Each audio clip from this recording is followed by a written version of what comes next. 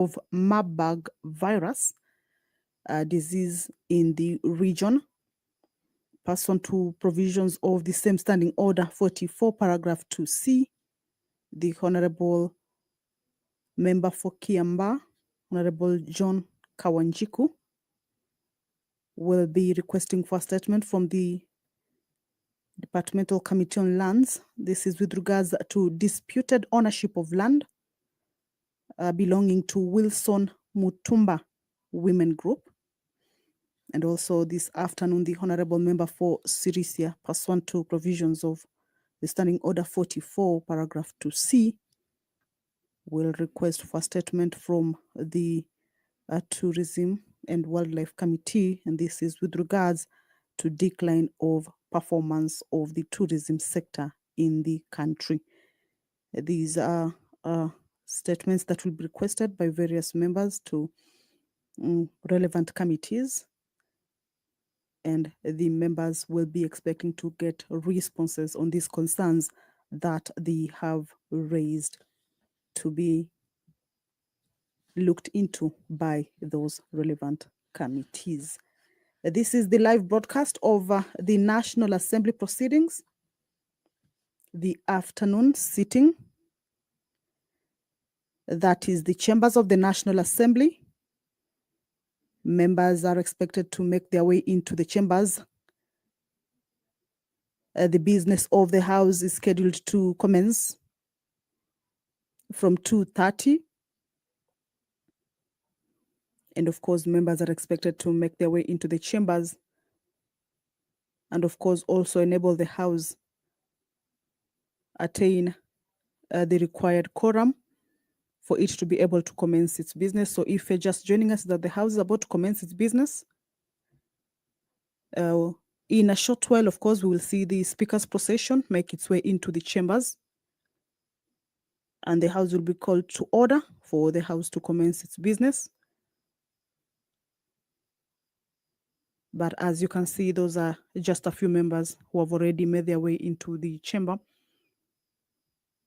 ready for the afternoon sitting for this particular day. So we shall go back to what the members, as they convene this afternoon, what they will be transacting. Now you will recall that last week, the members considered the culture bill. This is a bill that is originating from the National Assembly, Bill number 12 of 2024, a bill that is sponsored by the leader of the majority party. It is a bill that is at its second reading, so a debate on this particular bill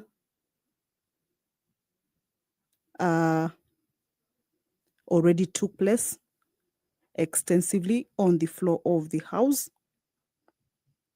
This is a bill that provides for the establishment of a cultural database, access to information relating to management of culture in Kenya, compensation to individuals, groups, or communities for the use of cultural properties, among other issues. But just to alert you that the Speaker has made his way into the chambers, allow me to hand you over to this live broadcast brought to you by PBU in partnership with KBC. Good afternoon. Mheshimiwa, tuombe.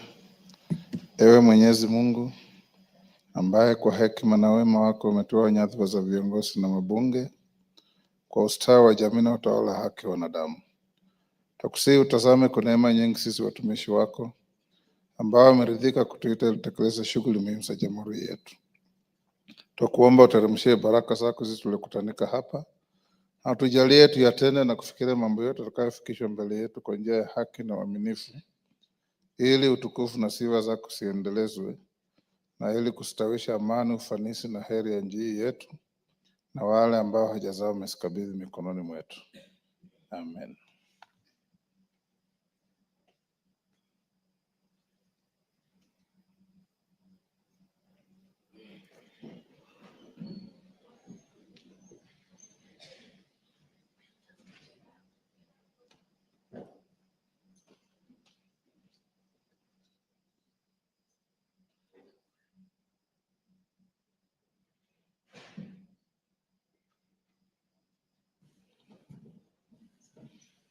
Sergeant, ring the quorum bell.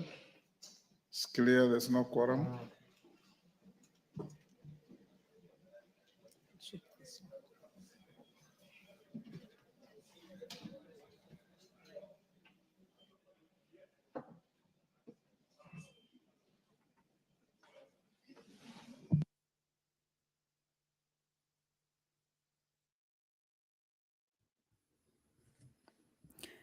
Well, the prayer has been said and the chair taken. However, the House cannot commence its business as laid out in the order paper yet, because the quorum that would enable the House to commence its business pursuant to provisions of Standing Order number 34 has not been met yet. Those are members making their way into the chambers. Right now, the quorum bell is on. Of course, this is to at least alert the members who may be within the precincts of Parliament, but yet to make their way into the chambers to do just right that. This will enable the House achieve that quorum. And once that quorum is achieved, remember this time the Sergeant at Arms as well as the clerk are keeping tabs with the members. If that quorum is achieved, or once that quorum is achieved, then the House will be called to order for the House to commence its business. In this afternoon sitting, there are bills as well as statements that the members of the National Assembly will be requesting from various relevant committees. Early on, I read out to you the statements that will be requested by various members, of course, pursuant to provisions of Standing Order 44, paragraph 2C. And this afternoon, also, as we wait for the members to make their way into the chamber and enable the House achieve that required quorum, we shall go back to the business that the House will be transacting this afternoon. Just to let you know that once that quorum is achieved, then I will, without any further delay, hand this business straight to the proceedings of the House. The Culture Bill, this is a bill that is originating from the National Assembly, a bill sponsored by the leader of the majority party, and it is at its second reading.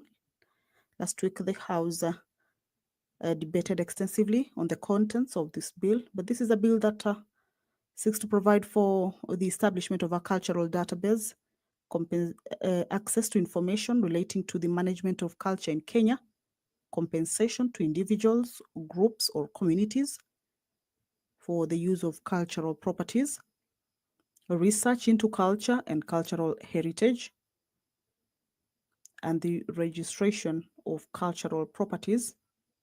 It also provides for the recognition and promotion of cultural expressions and indigenous technologies by public entities, the protection of cultural heritage and expressions, and the protection of endangered communities and cultures. We have quorum now, clerk.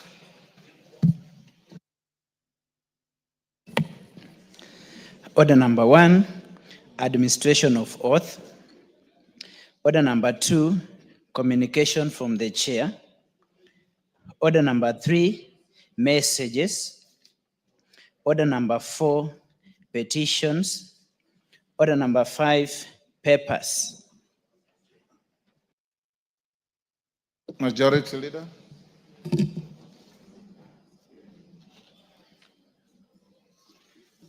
Thank you. Honorable Speaker, I beg to lay the following papers on the table of the House today, Tuesday, February 25th, 2025. Number 1, legal notice number 9 of 2024 relating to the Capital Markets Coffee Exchange Fees Regulations 2024 explanatory memorandum and evidence of the stakeholder engagement from the National Treasury and Economic Planning. Number 2, reports of the Auditor General and financial statement for the year ended 30th June 2024 and the certificates therein in respect of A, Agricultural Sector Development Support Program, 2, CEDA grant number 5110109, B, Hybrid Generation of Off-Grid Power System Credit number CKE 106601L, Kenya Power and Lighting Company, PLC. Number C, Horn of Africa Groundwater Resilience Project, Kenya Credit number 7082, KE, Water Sector Trust Fund. Number D, East African Skill for Transformation and Regional Integrated, EASTRIP, credit number 6334, Kenya Electricity Generating Company, KPLC. Number E, Prisons Industries Revolving Fund, F, State Department for Cabinet Affairs, G, Kenya Education Management Institute, H, Commission for University Education Staff Loan and Mortgage Scheme Fund, I, Kenya National Commission for UNESCO Mortgage and Car Loan Scheme, J, Kenya National Commission for UNESCO, K, State Department for Shipping and Maritime Affairs, L, the Kenya Scouts Association, M, Prison Farms Revolving Fund, N, State Officers House Mortgage Scheme Fund, State Department for Housing and Urban Development, O, Meru National Polytechnic, P, Financial Inclusion Fund, Hustler Fund, Q, University Fund, R, Kenya Literature Bureau Mortgage and Car Loan Scheme, S, National Intelligence Service, T, Tourism Regulatory Authority, U, Office of the Controller of Budget, V, Office of the Controller of Budget, Staff Mortgage and Car Loan Scheme, W, Competition Tribunal, X, State Department for Lands and Physical Planning, Y, State Department for Environment and Climate Change, and Z, National Environment Trust Fund, NETFUND.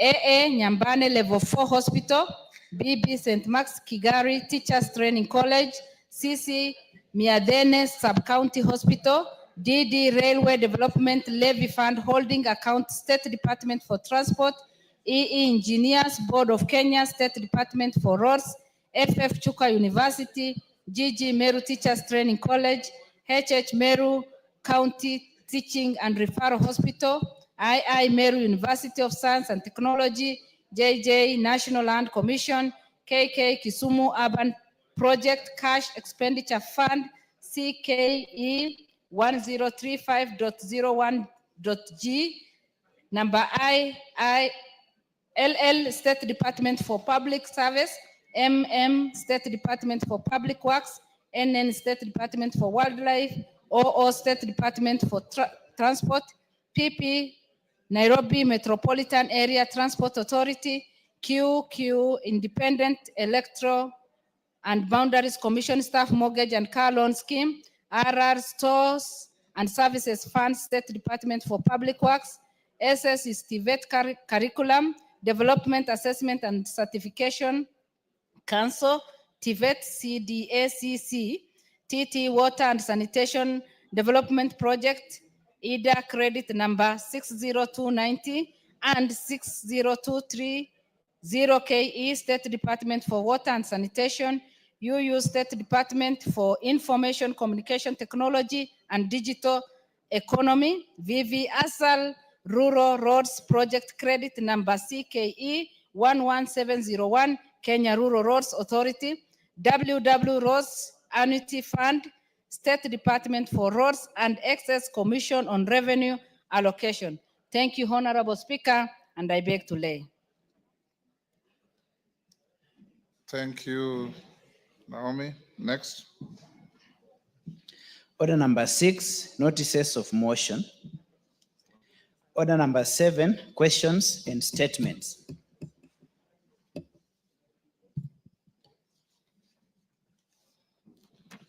Let's start with the request for statements. Christopher Aseka, member for Huistero. Thank you, Honorable Speaker.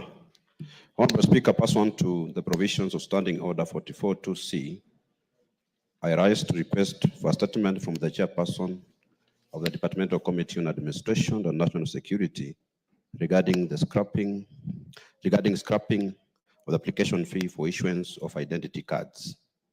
Honorable Speaker, every Kenyan is entitled to issuance of a national identification card upon attainment of a maturity age of 18 years.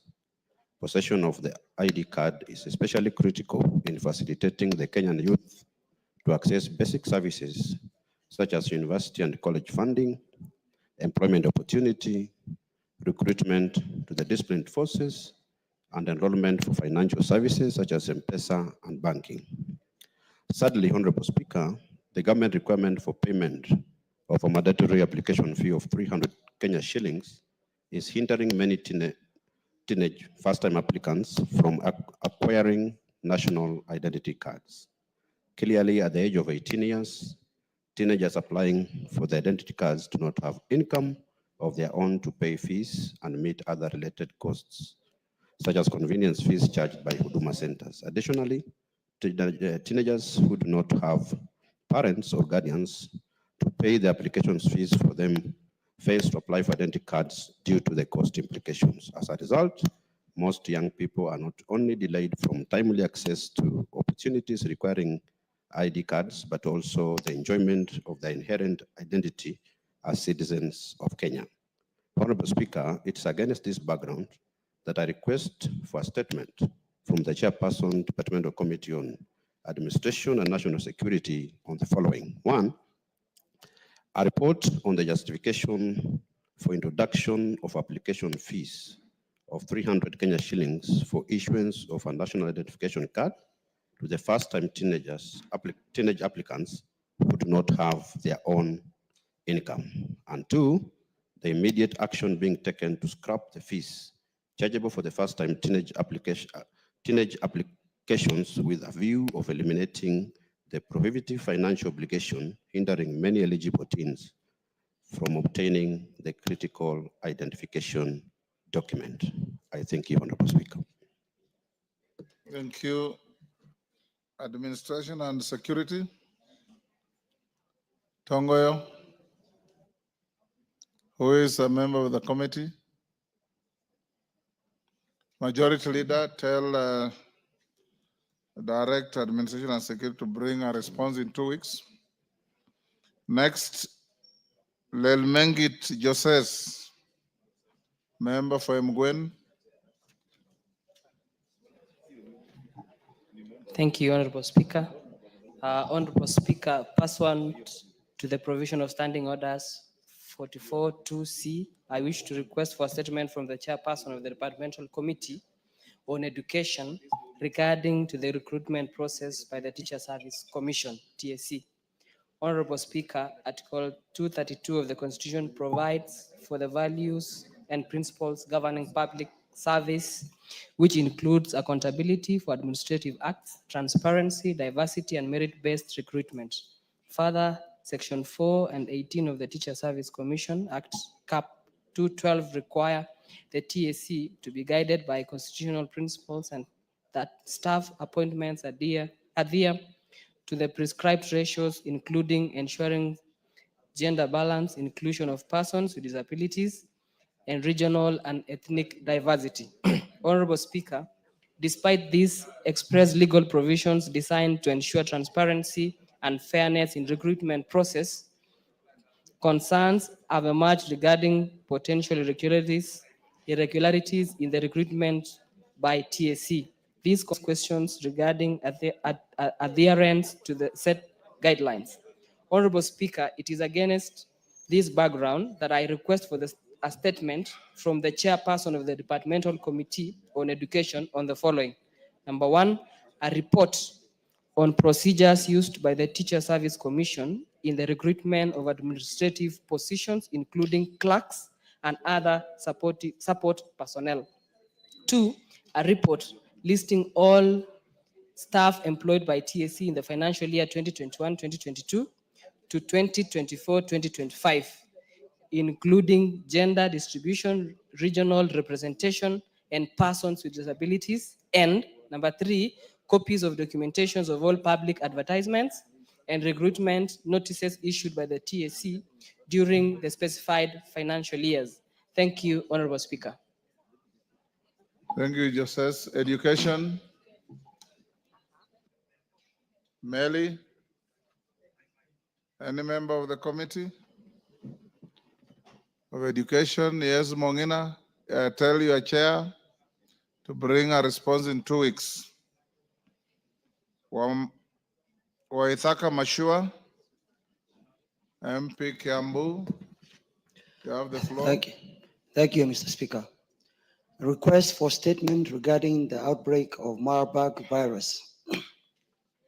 Honorable Speaker, pursuant to the provisions of Standing Order 44-2C, I wish to request for a statement from the chairperson of the Departmental Committee on Health regarding the recent outbreak of Marburg virus disease in the region.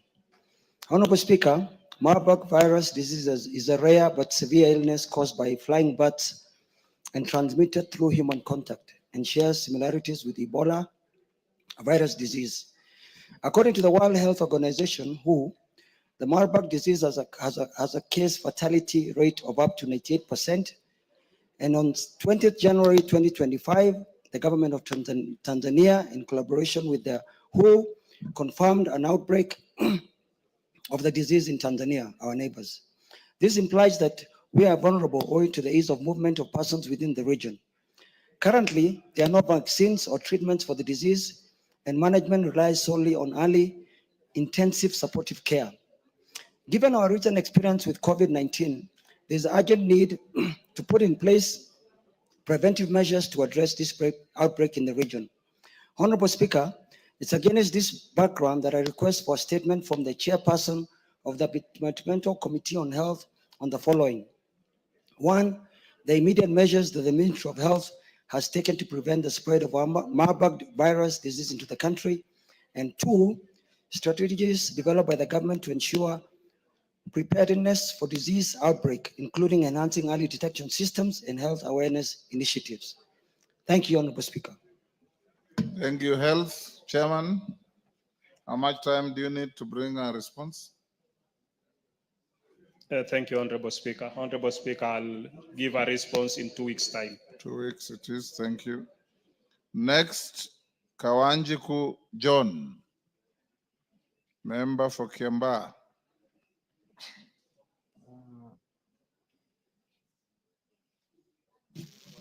Thank you, Honorable Speaker. Pursuant to the provision Yes, of... Roku. Mr. Speaker, the Chairman of Health, Honorable Pokose, does not respond to this statement by the time stipulated.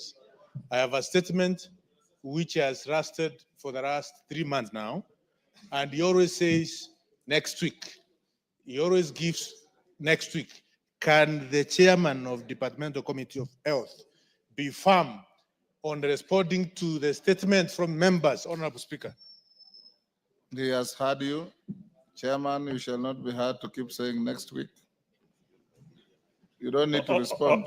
No, but Honorable Speaker, on a point. Yes. Give Dr. Bukose. I think the member is out of order because when he says he asked 3 weeks ago. 3 months. 3 months ago. 3 months we were on recess. And he needs to understand that his statement lapsed with that sitting. Therefore, he has no statement to ask to demand. And I think the member does not understand the procedures of the House, that is now complaining of a 3-month statement, which lapsed with the sitting of the House. The better thing is you are a third termer. Yes. Mentor him and guide him. Yes, I will. Yes, Kawanjiku. Yes, Ruku. Mr. Speaker, you gave directions here, and I'm not talking about 3 months. It's even more than 3 months since I requested for a statement. No. Mr. Speaker, you gave directions, and your directions are not in vain, unless this house has started becoming a house where directions are given in vain, Mr. Speaker. And the matter is extremely important. Even 1 week ago, I raised the same matter, Honorable Speaker, about the payment of the dues that last residues of those who are affected by COVID-19 as far as NSSF is concerned, and superannuation scheme by the civil service, which the health committee should be able to respond. Unless we have stopped being caring to the public, to Kenyans, Honorable Speaker. And the health committee should not let down Kenyans. Thank you. We will not allow them to do so. Check with the clerk. Go on, Kawanjiku. Thank you, Honorable Speaker. Pursuant to the provision of Standing Order 44-2C, I wish to request for statement from the chairperson of the Departmental Committee on Lands regarding disputed ownership of land registration LL number 209/14582 located in Langata belonging to Wilson Mitumba Women Group. Honorable Speaker, the Wilson Mitumba Women Group is a social group that was established in the late 1980s and in the bona fide registered owner of land registration number RL number 209/14582 located in Langata, having obtained their title on 1st November 1990. However, in 2005, the police evicted the founding members of the group and have occupied the land which was used to build the West Park Police Post. Over the years, the Wilson Mitumba Group has staged demonstrations pleading with the police to cede back their land without success. The police are claimed to have been using intimidation tactics against the group, such as incarceration and maliciously prosecuting the leaders of the group with forgery and trespass case, which they have since lost in court. In accordance with the provision of Article 67(2)(e) of the Constitution, the Wilson Mitumba Group sought the assistance of the National Land Commission, which concluded its investigations in 2016.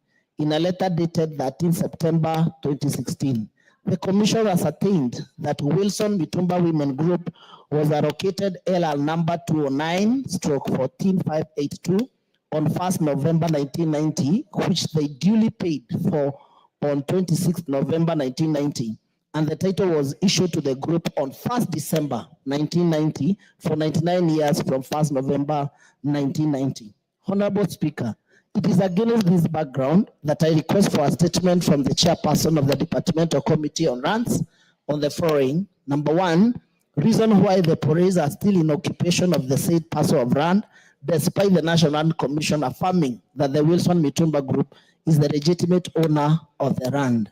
Number two, report on the status of implementation of the recommendations of the National Land Commission following its investigations concluded in 2016, and specific timelines on when the police will vacate the land and revert it to Wilson Mitumba Group to accord the legitimate beneficial owners their right to property. Thank you, Honorable Speaker. Thank you, Kawanjiku. Chair Lands. Yes, Wario. You are a member of the committee. Give him the mic. Yes. Thank you, Mr. Speaker. How much time do you need to bring the Due response? to the complexity of the matter, Chair, Mr. Speaker, we request for 2 weeks.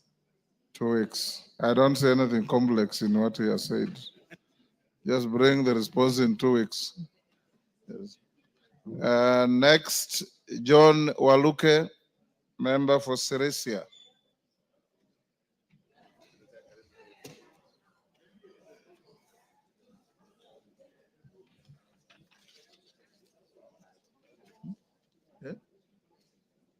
Pardon? Use the next mic, Honorable Waluke. Thank you, Honorable Speaker. Honorable Speaker, pursuant to Standing Order 44-2C, I rise to request for a statement from the chairperson of Committee of Tourism and Wildlife on the decline of performance of tourism sector in the country. Honorable Speaker, tourism is a critical sector contributing significantly to Kenya's gross domestic project, GDP, employment, and foreign exchange earnings. Kenya is renowned globally for the diverse wildlife, cultural heritage, and breathtaking landscapes, positioning it as a prime destination for international tourists. Honorable Speaker, our tourism sector has been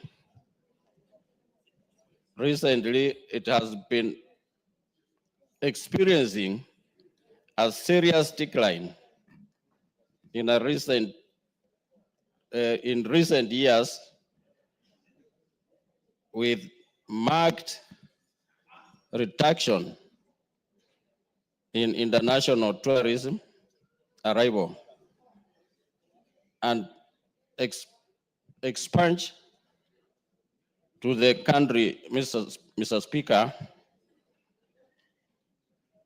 neighboring countries, including Tanzania, Uganda, and Rwanda, have surpassed Kenya's in terms of attracting tourists due to more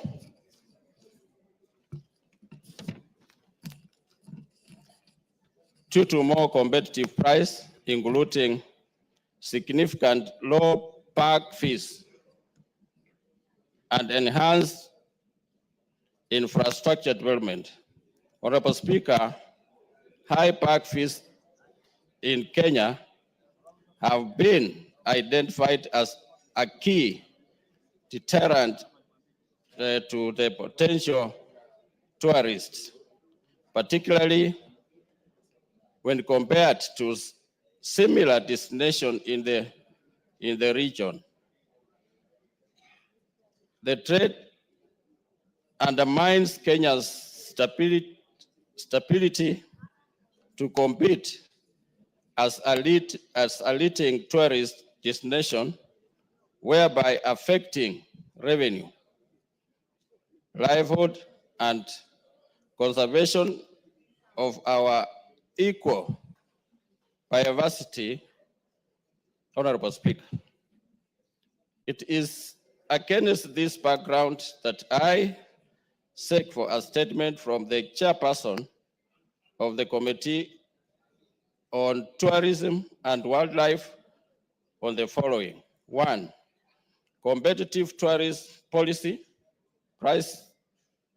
pricing models, and marketing approaches of neighboring countries and other global leads in tourism.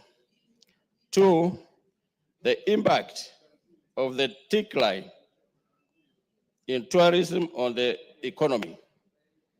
Medium, small, and micro enterprise operating in the sector. Local communities and conservation efforts.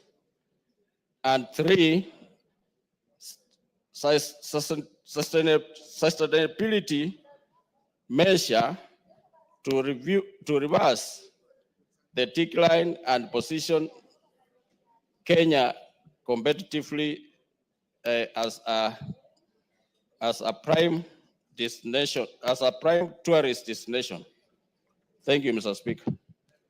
Thank you, Chair Tourism. Kareke. Member Tourism Committee.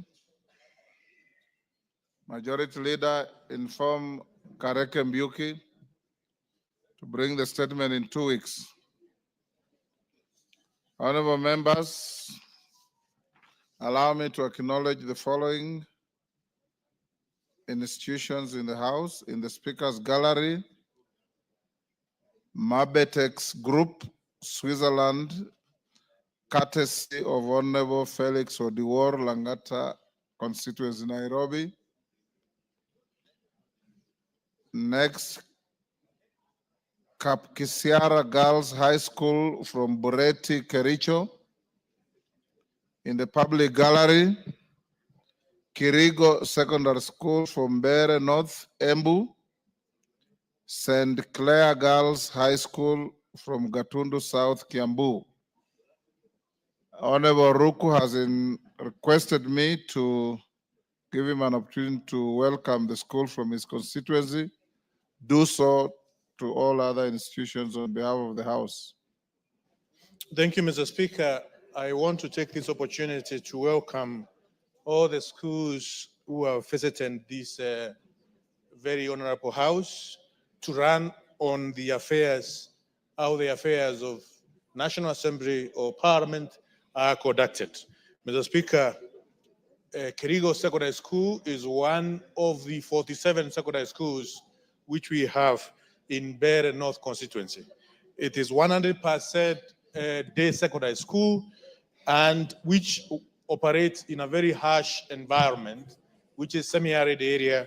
And when you look at the performance of Kirigo Secondary School, I am proud as a member of parliament on the academic improvement which has been there. However, they still have a very huge work, they have a huge task to do. Moving forward, we expect this year they register a very good or considerable improvement in the academic performance. We look forward that one day the schools who are here, they will produce members of parliament to come and occupy the space which you are occupying at the moment. We as your parents, we are investing all what we can, and also the government of the Republic of Kenya is investing in you. So please don't let down the investment which is coming from your parent and the investment which is coming from your leaders, and more so which is coming from government. Thank you. We Enough. thank you and we pray for you. Thank you, Mr. Enough. Speaker. Thank you. We'll end there. Tendi Mwale. Member for Butere. Thank you, Mr. Speaker. Honorable Speaker, pursuant to provision of Standing Order 44-2C, I rise to request for a statement from the chairperson of the Departmental Committee of Education regarding the removal of Professor Amkoa Nangwe as the chairperson of the University of Nairobi Council. Honorable Speaker, on 21st February 2025, the Cabinet Secretary for Education revoked the appointment of Professor Amkoa Nangwe as the chairperson of the University of Nairobi Council. The revocation followed mounting pressure from the university's academic staff union, AUSU, who issued a 7-day ultimatum demanding his removal. Notably, the Vice Chancellor of the University of Nairobi expressed concern on the demands by AUSU, stating that all decisions made by the council underwent all lawful channels before implementation. Article 47 of the Constitution of Kenya, Honorable Speaker, provides that every person has the right to fair administrative action. Unfortunately, the revocation of the appointment of Professor Mkoa Nangwe appears to have been processed without granting him the opportunity to respond to the allegations. Honorable Speaker, it is against this background that I request for a statement from the chairperson of the Departmental Committee on Education on the following. Roman 1, the specific reason that led to the dismissal of Professor Mkoa Nangwe from his position as chairperson of the University of Nairobi Council. Roman 2, a report on the actions taken by the government to authenticate the claims raised by the university's academic staff union regarding alleged interference in internal operations in the University of Nairobi. And Roman 3, Honorable Speaker, a report on the procedures that were followed by the government, including the steps taken to provide Professor Amkoa Nangwe with an opportunity to respond to the allegations made by AUSU before revocation of this appointment. Thank you, Mr. Speaker. Thank you, Tendi Mwale. Your chair education. DK, what is it?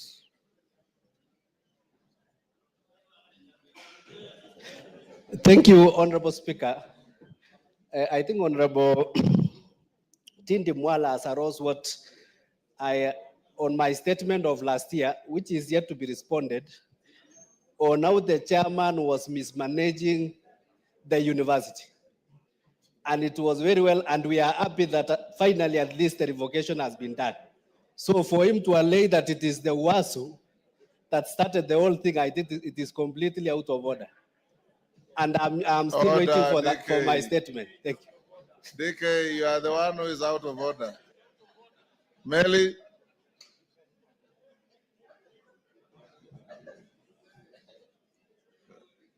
Chairman Melly. Thank you, Mr. Speaker. Mr. Speaker, the member also is completely out of order. That he raised his statement here, and we did respond as a Committee of Education, and we visited the University of Nairobi, and we found a number of issues.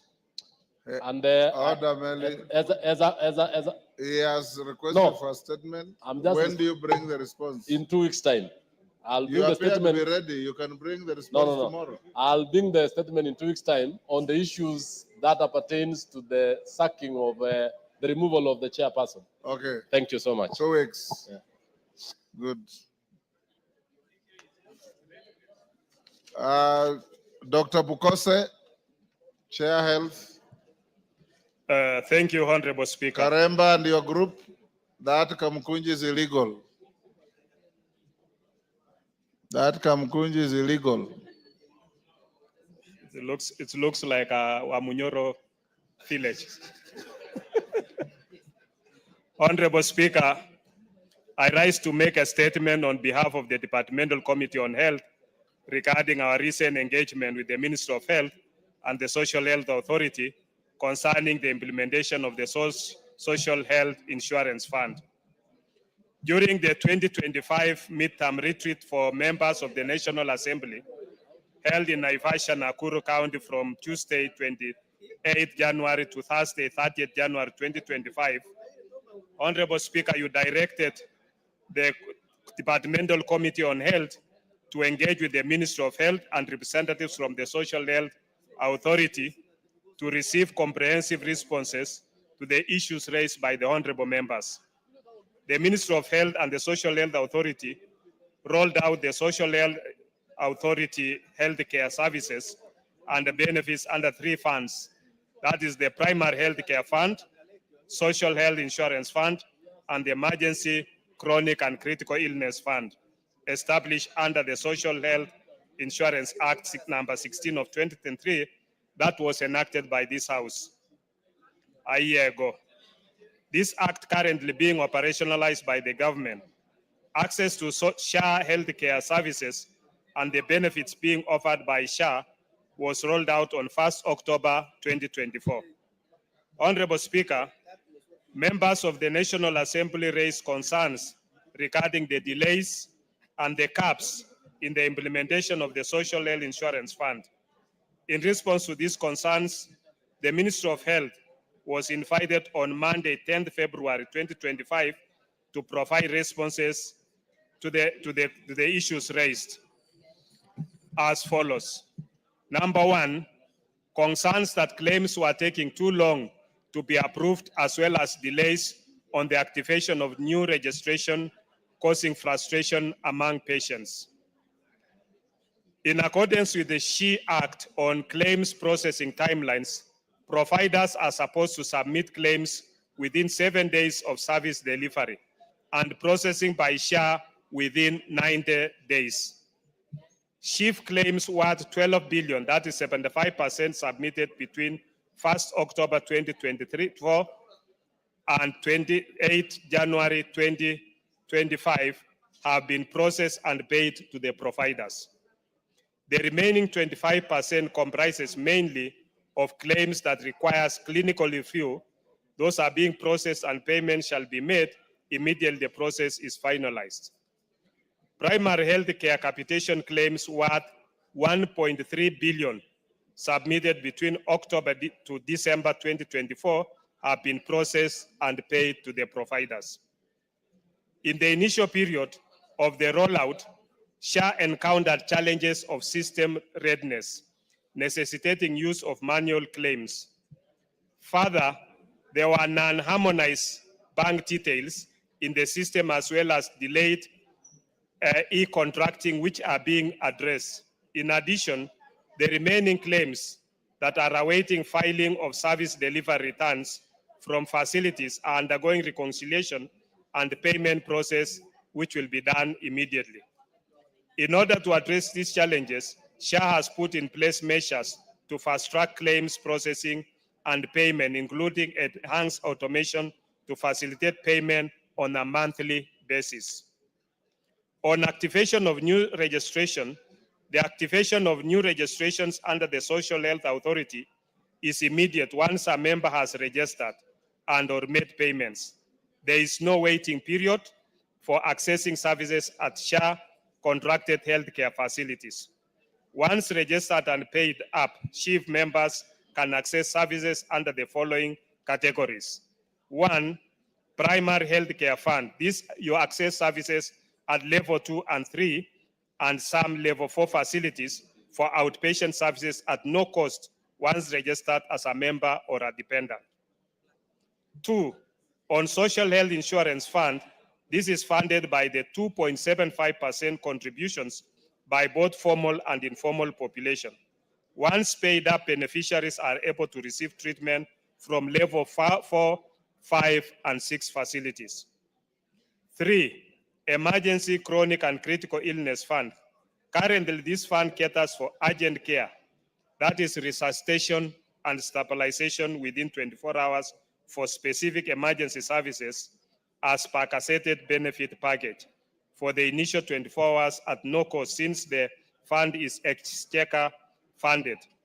Due to the current financial year funding limitation, the chronic and critical illness components of the fund are partially activated. These services are available in all level 2 up to 6 facilities for all Kenyans. On the second issue, Honorable Speaker, the sustainability of the Social Health Authority, given that 18 million people are registered, but only 4 million have made payments and measures that SHA plans to take to cover the financing cap. Honorable Speaker, there is a disparity between registered persons, which is 18 million individuals, against the 4 million who are actively contributing financially. The financing cap has been caused by the following challenges. 1, low contribution rate. The core challenge is the low contribution rate, approximately 22%. This indicates a large portion of the registered population is not actively participating in the scheme. 2, informal sector challenges.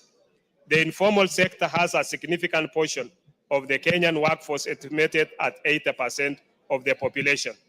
This presents unique challenges due to irregular income, limited financial literacy, and difficulty accessing formal financial systems. Reaching and retaining this group is crucial for sustainability. C, indigent population. Approximately 30% of our population are unable to afford contributions, requiring government subsidies. The mechanism for identifying and supporting indigents needs to be fast-tracked. D, compliance and enforcement. Ensuring compliance from both formal and informal sectors is essential. Effective enforcement mechanisms are needed to address non-payment and ensure consistent contributions. To mitigate these challenges, SHA has put in place a multi-pronged approach, including A, enhance informal sector engagement through sensitization campaigns, integration with county governments partnerships, informal sector organized groups, and other existing structures like SACCOs and chamas. B, engagements with the state departments for social protection and county governments for identification, budgeting, and payment of premiums to SHA for all indigent populations. C, strategic partnerships. Hold on. Yes, Kagombe, Gatundu South. Thank you, Speaker. Speaker, while the chairman of Health Committee was on the floor, Yes. you declared a Kamukunji that was here illegal. Yes. While the chairman was on the mic, he announced that that is a party of Amunyoro meeting there. First of all, Speaker, this party is properly in this parliament. We don't have a party called Amunyoro, and because this is a political house. Yes, You are out of order. A point of order must be raised contemporaneous to the matter on the floor. Order. Pardon? Order. A point of order must be raised contemporaneous to the matter on the floor. He is not on that matter. Take your seat. Go on, Bokose, and I will encourage you. This statement, very important but very long. So give highlights. Okay. Yes. Give highlights. Honorable Speaker, on C, strategic partnerships through cooperation with cooperatives, microfinance institutions, the diaspora community, NGOs, and donor agencies for insurance premium financing products. D, formal sector enhancement. E, enhance engagement with the Ministry of Health and the National Treasury for budgetary allocations for PHC Fund, ECCIF, and indigent premium for SHIF. Further, SHA is actively implementing the following activities to build upon and improve its performance. They are doing data-driven insights, incentive programs, payment systems, transparency and accountability, strengthening community engagement, and long-term financial planning, where they develop sustainable financial models that account for population growth, healthcare cost inflation, and economic fluctuations. On number 3, the requirement for out-of-pocket payments and its impact on access to healthcare. While SHA aims to reduce out-of-pocket healthcare costs, the committee noted concerns about instances where patients still incur expenses. To mitigate this, Honorable Speaker, the following activities are being undertaken. A, creating awareness and sensitizing the public on the applicable benefits and tariffs for informed decision-making in choice of facility. B, reviewing the benefit package and tariffs in collaboration with the benefit package and tariff advisory panel. And C, SHA will submit to Parliament a list of healthcare facilities where patients on SHIF contributions will receive a comprehensive payment without co-payment and with no co-payment.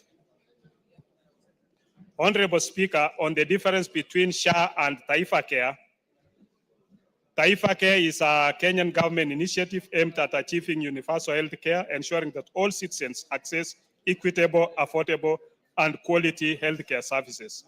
The initiative focuses on 4 key pillars: sustainability of the healthcare financing, digitization of health systems, enhance human resources for health, and security of health products and technologies. This program encompasses legislation measures designed to strengthen the healthcare system and reduce financial barriers for all Kenyans. Taifa Care components are Primary Healthcare Act, Social Health Insurance Act, Digital Health Act, and Facility Improvement Act as enacted by this House. On the other hand, the Social Health Authority, established under the SHE Act 2023, with the core mandate of pooling financial resources and risks and strategic purchasing of healthcare services on behalf of Kenyan people, towards strengthening health financing for UHC through management of 3 funds, namely Primary Healthcare Fund, Social Health Insurance Fund, Emergency Chronic and Critical Illness Fund. On the status of debts inherited by SHA from the National Health Insurance Fund and plans in place to clear them to ensure seamless service delivery. Honorable Speaker, this is a very important fact because the defunct NHIF owes healthcare providers an estimated 30.9 billion.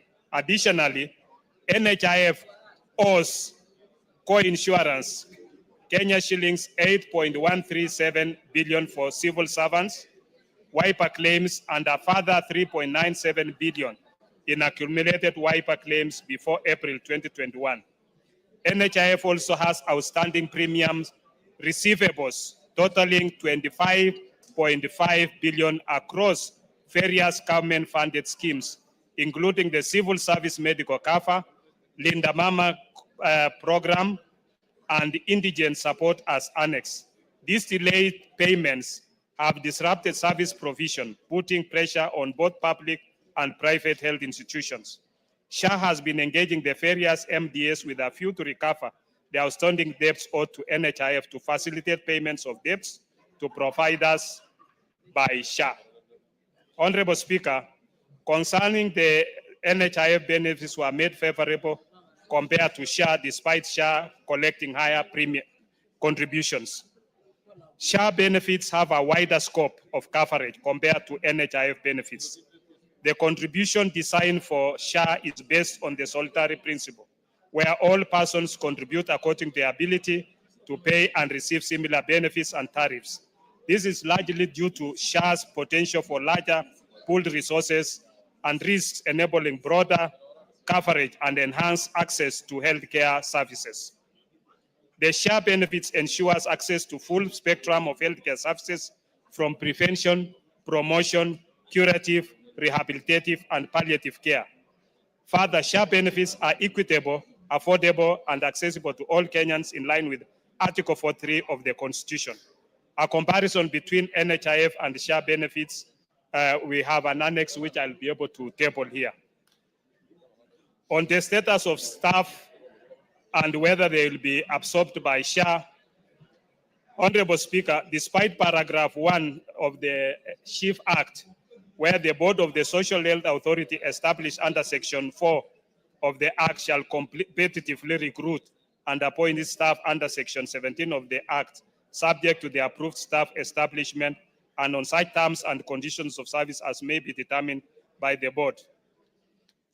Notwithstanding the provisions of this paragraph, the staff are eligible to apply for the positions advertised by the authority and may be considered for appointment where they are suitably qualified for the positions advertised. Despite provisions of paragraph 2 and 3, the authority review the qualifications of all the staff of the fund and shall, with appointment of its staff, give priority to the staff of the fund who are found to be suitably qualified for the positions in the approved staff establishment. The staff of the fund not appointed to the authority under paragraph 2 may exercise his or her option to either retire from public service or be deployed within the public service. Currently, on the status of update on the NHIF staff transition, Honorable Speaker, the SHA Board has since sought the advisory of both the Attorney General and the Public Service Commission on staff transition. On 21st November 2024, all 1,737 staff of the defunct NHIF were taken over by the Public Service Commission and subsequently deployed to SHA for a period of 6 months or until when SHA completes recruitment, whichever comes first. The SHA Board has since reviewed the HR instruments and submitted the same to PSC for approval. Suitability tests scheduled to commence before end of February 2025. On concerns that data captured by SHA is inadequate, frustrating patients seeking treatment, and measures being put in place to ensure data accuracy. Honorable Speaker, the data captured by SHA is adequate to ensure provision of service. However, there are challenges faced by patients and measures to address them are ongoing. Further, the authority noted that some Kenyans do not complete the registration process, especially those that only register through USSD, code *147# channel. This group of Kenyans have not gone through the means testing process that enables them to make payments under SHIF and are not eligible for SHIF services in level 4, 5, and 6. On the lack of medicine in hospitals where patients receive treatment but are not given prescribed medication, Honorable Speaker, the ministry appreciates the challenges of health products and technologies, and KEMSA business model was disrupted in 2019-2020 due to the impact of COVID-19 health products and technologies. The procurement of COVID-19 HPDs during 2019-2020 period significantly impaired the authority's cash flow. Additionally, the authority has been burdened by significant receivables amounting to more than 6 billion as detailed below. As such, the organization's sustainability model has been facing various challenges, including inadequate financing to procure HPDs with a funding cap of 5 billion. Debt repayments by among them being the county debts amounting to close to 3.5 billion, with more than 2.7 billion over 90 days old.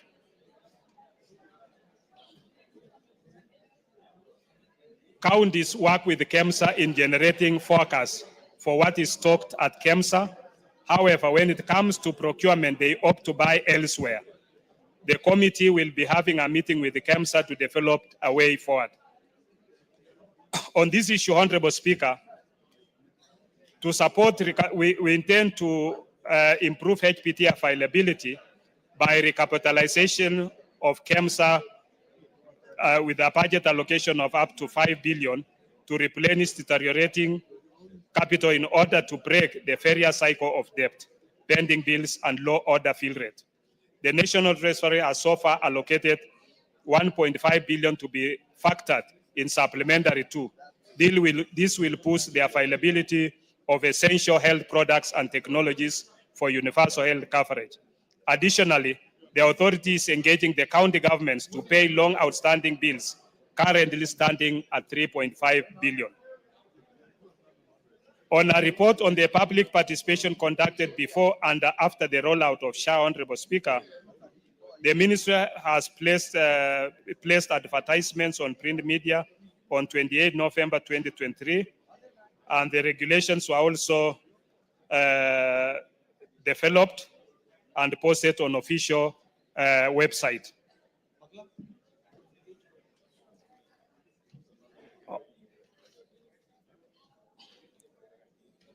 The analysis of the views and submissions expressed during the consultations and engagements indicated that the principal regulations, particularly the benefits package in the principal regulations, amended regulations, and tariffs for health services will facilitate realization of universal health coverage in the country. A clear framework has been provided in principal regulations for the review of both the tariffs for healthcare services and benefit packages offered by the Social Health Authority under the Primary Healthcare Fund, the Social Health Insurance Fund, and the Emergency Chronic and Critical Illness Fund.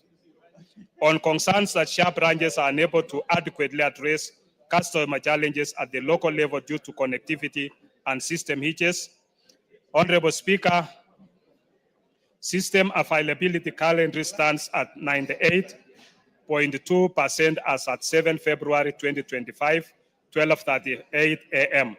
Digital Health Agency is working to stabilize the system to meet targeted 99.99 availability. In order to address these challenges, the system configuration is ongoing with a target of completion by the end of February 2025.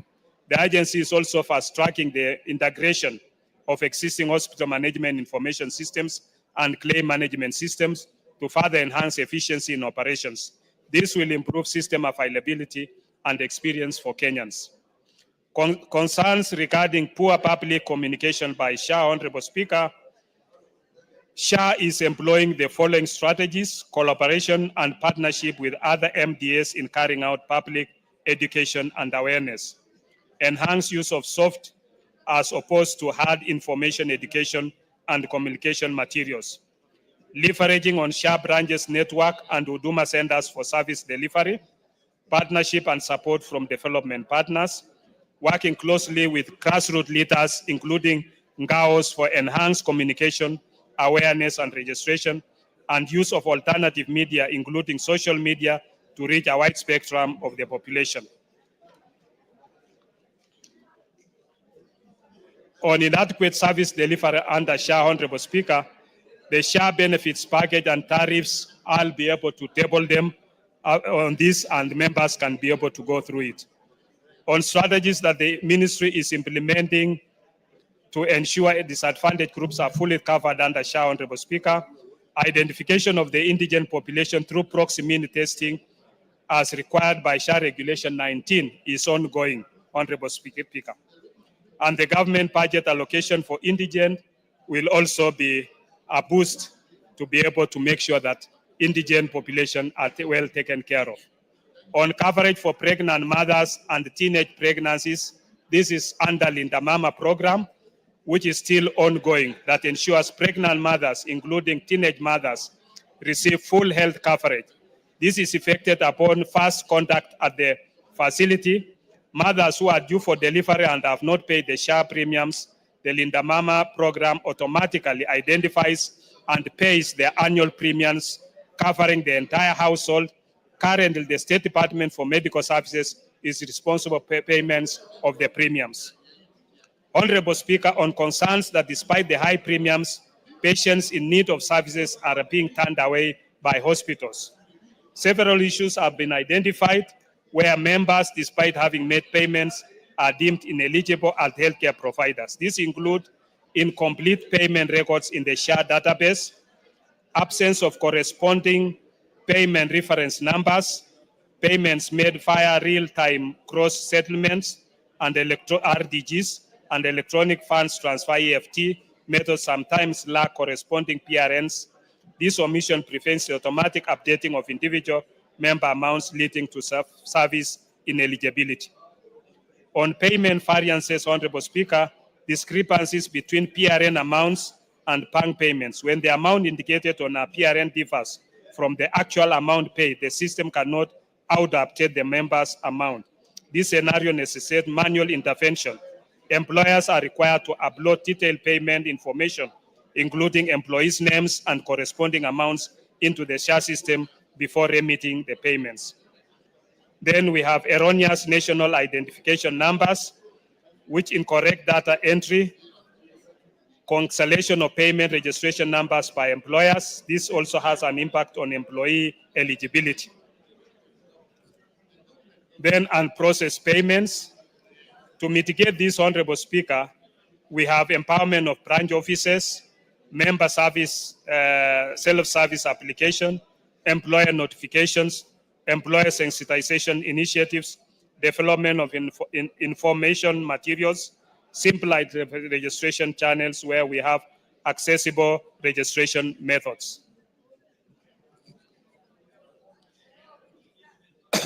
USSD code, assisted registration, online portal, and physical locations where SHA branches and Huduma centers provide in-person registration service. How much more do you have to go? 2 minutes. Good. On integration with the National Registration Bureau, Your Honorable Speaker, this is basically for data verification, data cross-referencing, and then, Honorable Speaker, measures the ministry is taking to ensure the informal sector and the indigent populations are registered under SHA, where some of the challenges faced in informal sector registration in SHA include low awareness and sensitization, irregular and unstable income, and lack of formal identification. So what is SHA doing to mitigate this? We are doing mass awareness and sensitization, where you utilize community health promoters, vernacular radio stations, TV campaigns to reach informal workers in their local languages. This ensures widespread understanding of SHIF benefits and encourages voluntary enrollment. Crossroads roadshows, flexible payment methods. Under this flexible, we allow informal workers to contribute through monthly mobile money payments, e.g. M-Pesa, making it easier for them to afford and maintain coverage despite irregular incomes.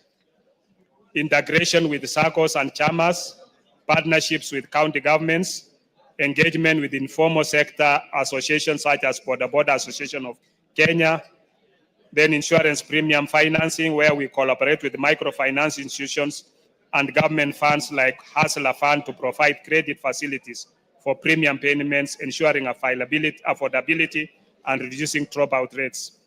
Targeted communication, where develop specific messages for the elderly poor, and vulnerable groups using simplified content and trusted community influencers to drive awareness and registration. Then we also encourage CDF budget allocation, where we advocate for constituency development fund allocations to sponsor shift premiums for vulnerable groups, and this is where the members come in, ensuring equitable access to healthcare. And then public-private partnerships, where we partner with microfinance institutions, NGOs, to extend healthcare loans for payments of premiums, and donor agencies like AMBAT and UNHCR.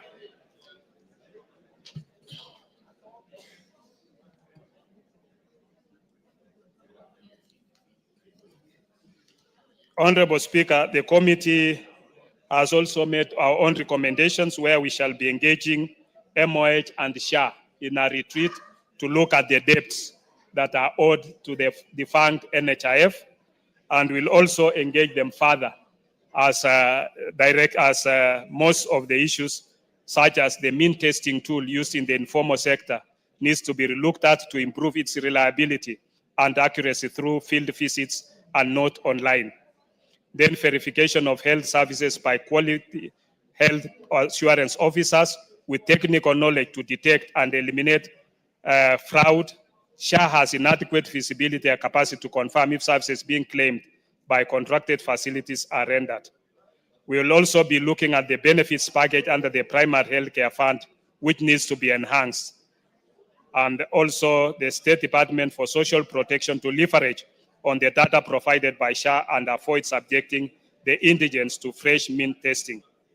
Honorable Speaker, the Public Service Commission has approved a staff establishment of 815 for SHA, and therefore the SHA board should follow the law as per the SHA Act 2023 transition clause in its recruitment of the staff. All former NHIF who will not be employed under SHA will be deployed within the Public Service Commission or exercise the right to retire under the Act. Honorable Speaker, thank you. I submit. Thank you, Honorable Bukose, for that comprehensive statement. Yes, Chepalungu.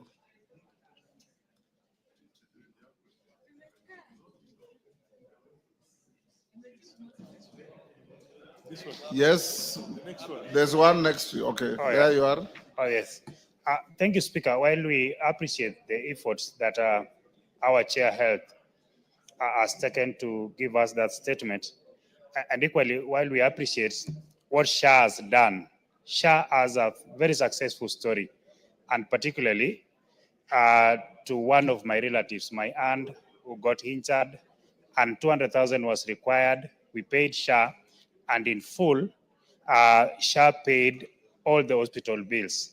And while we say the same, Honorable Speaker, there are situations that at times we wonder, some hospitals, or is it the SHA itself? Because there's a case of one of my residents, someone called Wilson Keter, who went to Karen Hospital for heart surgery, and on request for approval, out of 1.3 million that was required, only 78,000 was paid to this particular patient.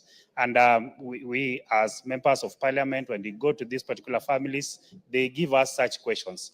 And in so, Mr. Speaker, I only wanted to comment on that and to seek further clarification on why in some particular situations, SHA pays the whole amount, and in some situations, like a case of Wilson Keter, who comes from Lelechonic Village, whom I attended his fundraising last week, SHA only paid 78,000 out of 1.3 million that was required for him to undergo heart surgery. Thank you, Honorable Speaker. Thank you, Milemba. Thank you, Honorable Speaker, as I appreciate the very comprehensive and long statement given by the Chair, Health on SHA, especially the updates that we did discuss in Naivasha and other emerging issues.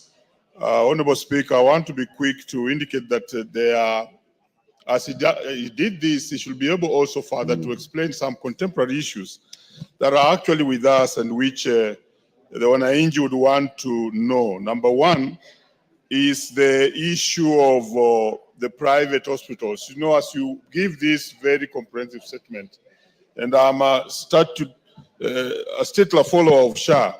The private hospitals are on strike. That's how the language I can use given my background of trade unions. And you notice that that's affecting the communities and the society. I thought you should speak something on this. What is this correlation between the old debt of NHIF and how is it affecting now the operation of SHA to the extent that there are now some hospitals that are now not taking patients for treatment because of the old sins, if you may allow me to speak on that as the one of NHIF. Then there is also the informal sector. You know, the origin of NHIF, which SHA seemed to borrow from and we support, was the NHIF, and that one was founded basically by workers. The fact that the informal sector is not coming on board will really take us to a corner where we shall have a very small population trying to contribute for the entire country, and it will not work. So I want you to come out clearly on this so that you explain exactly how we shall onboard the informal sector for this good SHA to work. Otherwise, we shall be in a situation whereby a very small population of workers are the ones who are contributing to the SHA, and this will not work properly. Otherwise, Honorable Speaker, there still need room for improvement. I want to thank the chairman because at least the discussion is live and ongoing, but the registration may not be even as perfect as we would expect. Thank you. Nikal. Thank you, Mr. Speaker, for giving me this opportunity. I'm very grateful. I was supposed to read this, but I didn't. That was then, and this is now. Mr. Speaker, the report is actually, I support it, as read by our chair. It is basically an interaction between the ministry and SHA management and the committee, and the contents are actually correct.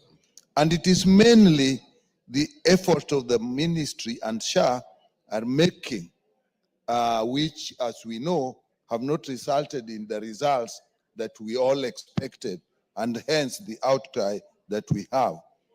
However, if you look at those efforts, the efforts actually look fairly reasonable, and if implemented, should actually be able to get us where we are.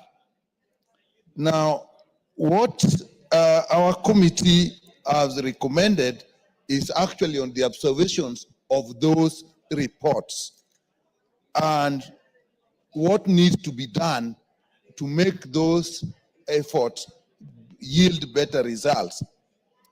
But of our recommendations, Mr. Speaker, the most important one is actually the retreat and the meeting that we are planning with the ministry and SHA management. Because, Mr. Speaker, the main problem that we have really noticed in all this is the management of change. It is the management of change which is a problem. The concepts may have a little problem, but not that much. And if you look at these areas of change, it's the liability and the assets that SHA took over from NHIF. And if you look at now, as it now, Mr. Speaker, the current problem we are having of hospitals actually closing up is related to the liability that SHA inherited from NHIF. So that is an area probably we should have looked at much better, because now, as we are very unhappy with SHA, ideally, this is a transition issue, and it raises the question that what happened to the money that NHIF raised, and what happens with the debts then? So it is a change that we are dealing with. If you look at the area of registration, the registration for NHIF, Mr. Speaker, was straightforward. You registered as you paid. So every time you are registered, you are paid, and you could access the services. But what we have now, this registration has actually two components, two major components. You register, and if you pay, you are in SHA 2.7%. Then now you actually are liable to get, you can now get treatment under SHA, and things can be paid. But there's an element when you are registering and you have not paid, but you are still entitled to services at level 2 and level 3 for which we actually have to pay money. And what is happening is that even the little money that the government has put in has not been used because of structures that need to be put in place. So again, it is an issue of where things can work and are not working.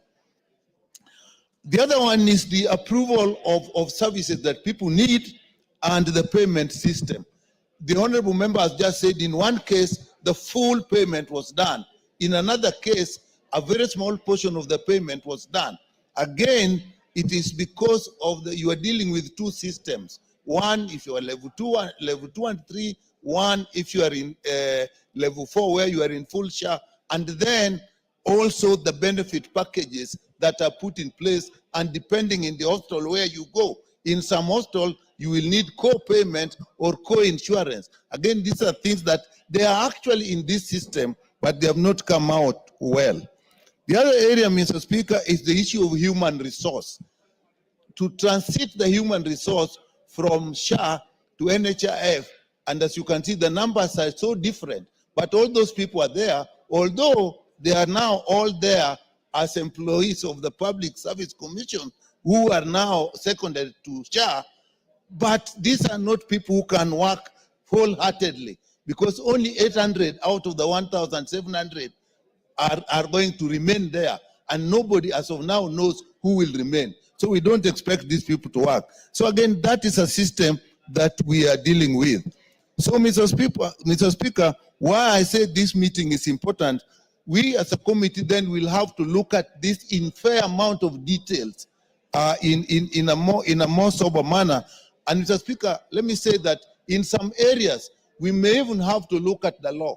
We did it very fast, it was desirable. But should we find that there is need for us to look at the law, we must be brave enough to look at it. Issues of capping, people have talked at, if you're paying 2.7%, depending on your income, some will pay as much as 30,000, some are paying. So when is the capping? So that is important. It's also, if you look at the area of informal pay, of informal people in informal employment and indigents. So out of the 18 million people who have actually registered, only 4 million have paid. But now, in their own view, they think all of them, the 18 million, are entitled. Not all are entitled to all the services. And again, that is issue of communication, as my chairs have said. And therefore, that needs to be sorted out. And we haven't put in place properly the two groups that are remaining, the people in informal employment and the indigents for whom the government will have to pay. So the only people who are now clearly paying are employed people. So it's a huge population for now, just depending on a very small contribution. Mr. Speaker, these are things that actually be handled. We wanted to move fast. There's nothing wrong with the desire to move fast. And therefore, when we go to this, retreat, we should come back with recommendations, even if it means we retrace our path, we get some amendments we brought here quickly, let that be so. But Mr. Speaker, as of now, the population is not satisfied, but I think something can be done. Thank you. Thank you, Wangari. Thank you, Mr. Speaker. And I also want to laud the chair, because I remember in Naivasha, and thank you because you allowed us to have a very serious engagement in Naivasha. And that session is what necessitated this statement and the engagements we have seen. Mr. Speaker, I think Honorable Nyikal has raised most of the issues, but where I want to plug in is the need for intergovernmental relations to be put in place, because you find that the levels that we are supposed to get services, level 2, level 3, level 4 hospitals are run by county governments. Then you find there is a level 6 hospital, like a referral hospital, say in Kenyatta. For someone in Nairobi, they would prefer to go to Kenyatta to get the first service, and yet they should get it at a level 2, but they know that level 2 or level 3, they will not get a doctor, or they will not get medicine. So, Mr. Speaker, I think even going forward, the ministry, even if they engage with SHA in the ministry, they must loop in the Council of Governors or the CECs at the county level, because these are the people who interact with these things every day, Mr. Speaker. That way, then we can be able to salvage what the issues that are not working, like Honorable Nyikal says, what should work and is not working. So I hope, Mr. Speaker, that in the next engagement, the county governments are given an opportunity. That way, they can be able to take care of their level 2, their level 3, and their level 4 hospitals, Mr. Speaker, because ideally, we should be able to separate the issues of referrals to referral hospitals. That is to say, if you are going for ARVs, if you are going for immunization of children, malaria, flus, Mr. Speaker, they should not get their way to level 6 hospital. That way, we'll be able to decongest the referral hospitals for the very serious issues that have to be dealt at that level. But I want to laud the chair for the effort so far and hope that the next round of engagement will have the county governments, Mr. Speaker. That way we'll be making progress. Thank you. Majority Leader. Thank you, Honorable Speaker. First, let me commend the chair of the Health Committee and all the members of that committee for the very good work that they did following your instructions in Naivasha. And indeed, they have the committee and the ministry officials have gone at great length, and listening to what the chairman has said and what Professor Nyikali is saying is indeed true, that there are many transitional issues that need to be addressed. But we can only encourage the management of SHA and the ministry officials to make sure that those transitional issues are sorted out and people are well informed ahead of time on the things they need to do, Honorable Speaker. Because if there's anything that has suffered from the negativity that we have experienced in the country, is SHA. And unfortunately, Honorable Speaker, as you have severally said in other fora, it's sad that even for us in the political class, we have contributed to that negativity and misinformation. Because it becomes very sad, Honorable Speaker, when you see a member of parliament stand up in public because they think what they will say to the public is politically expedient and popular in the public, and say things that they do not know whether this is Sha, She, or She, Sha, She, She, or Shu. Yet, what they are calling Sha, She, She, or Shu, Honorable Speaker, as a member of parliament, whether you sit in this house or the other house, because these laws, the 4 laws that we passed, were passed by members of parliament in both houses, Honorable Speaker. And there is not a single provision in those 4 laws that was not considered by this house and the other house and adopted. Therefore, it's very embarrassing, Honorable Speaker, when you hear a member of parliament saying, Sha, She, She, or Shu, yet you are part and parcel of the enactment of those laws. Honorable Speaker, leadership calls for what you have heard Honorable Nyikal say here, that there are issues, and what the chairman is saying. There are issues that the ministry and the SHA management ought to be addressing. Top among these issues, Honorable Speaker, is a question of pending bills. Honorable Speaker, if you listen to the conversation in the country on pending bills, you may imagine that pending bills are only there in SHA. Yet nobody is telling Kenyans that 99% of the pending bills in SHA are inherited problems from the old NHIF. True, Honorable Speaker, nobody is telling Kenyans that out of the 19 billion that was inherited from NHIF, the defunct NHIF, by January, 9 billion shillings had been paid, and the pending 10 billion shillings are bills that are undergoing verification. Honorable Speaker, the chairman will tell you from the engagements with the Health Ministry and SHA management that quite a number of these bills are also fraudulent. But you know, Honorable Speaker, because corruption fights back, and when corruption begins to fight back, they are so vicious that their lies, their propaganda takes center stage ahead of the truth and factual information. And that's why I'm saying, Honorable Speaker, if there is anything the Health Committee can do for us, even as you consider the Supplementary Appropriations Bill, is to ensure that the SHA management has adequate resources to make sure that proper information is going out to the public, Honorable Speaker.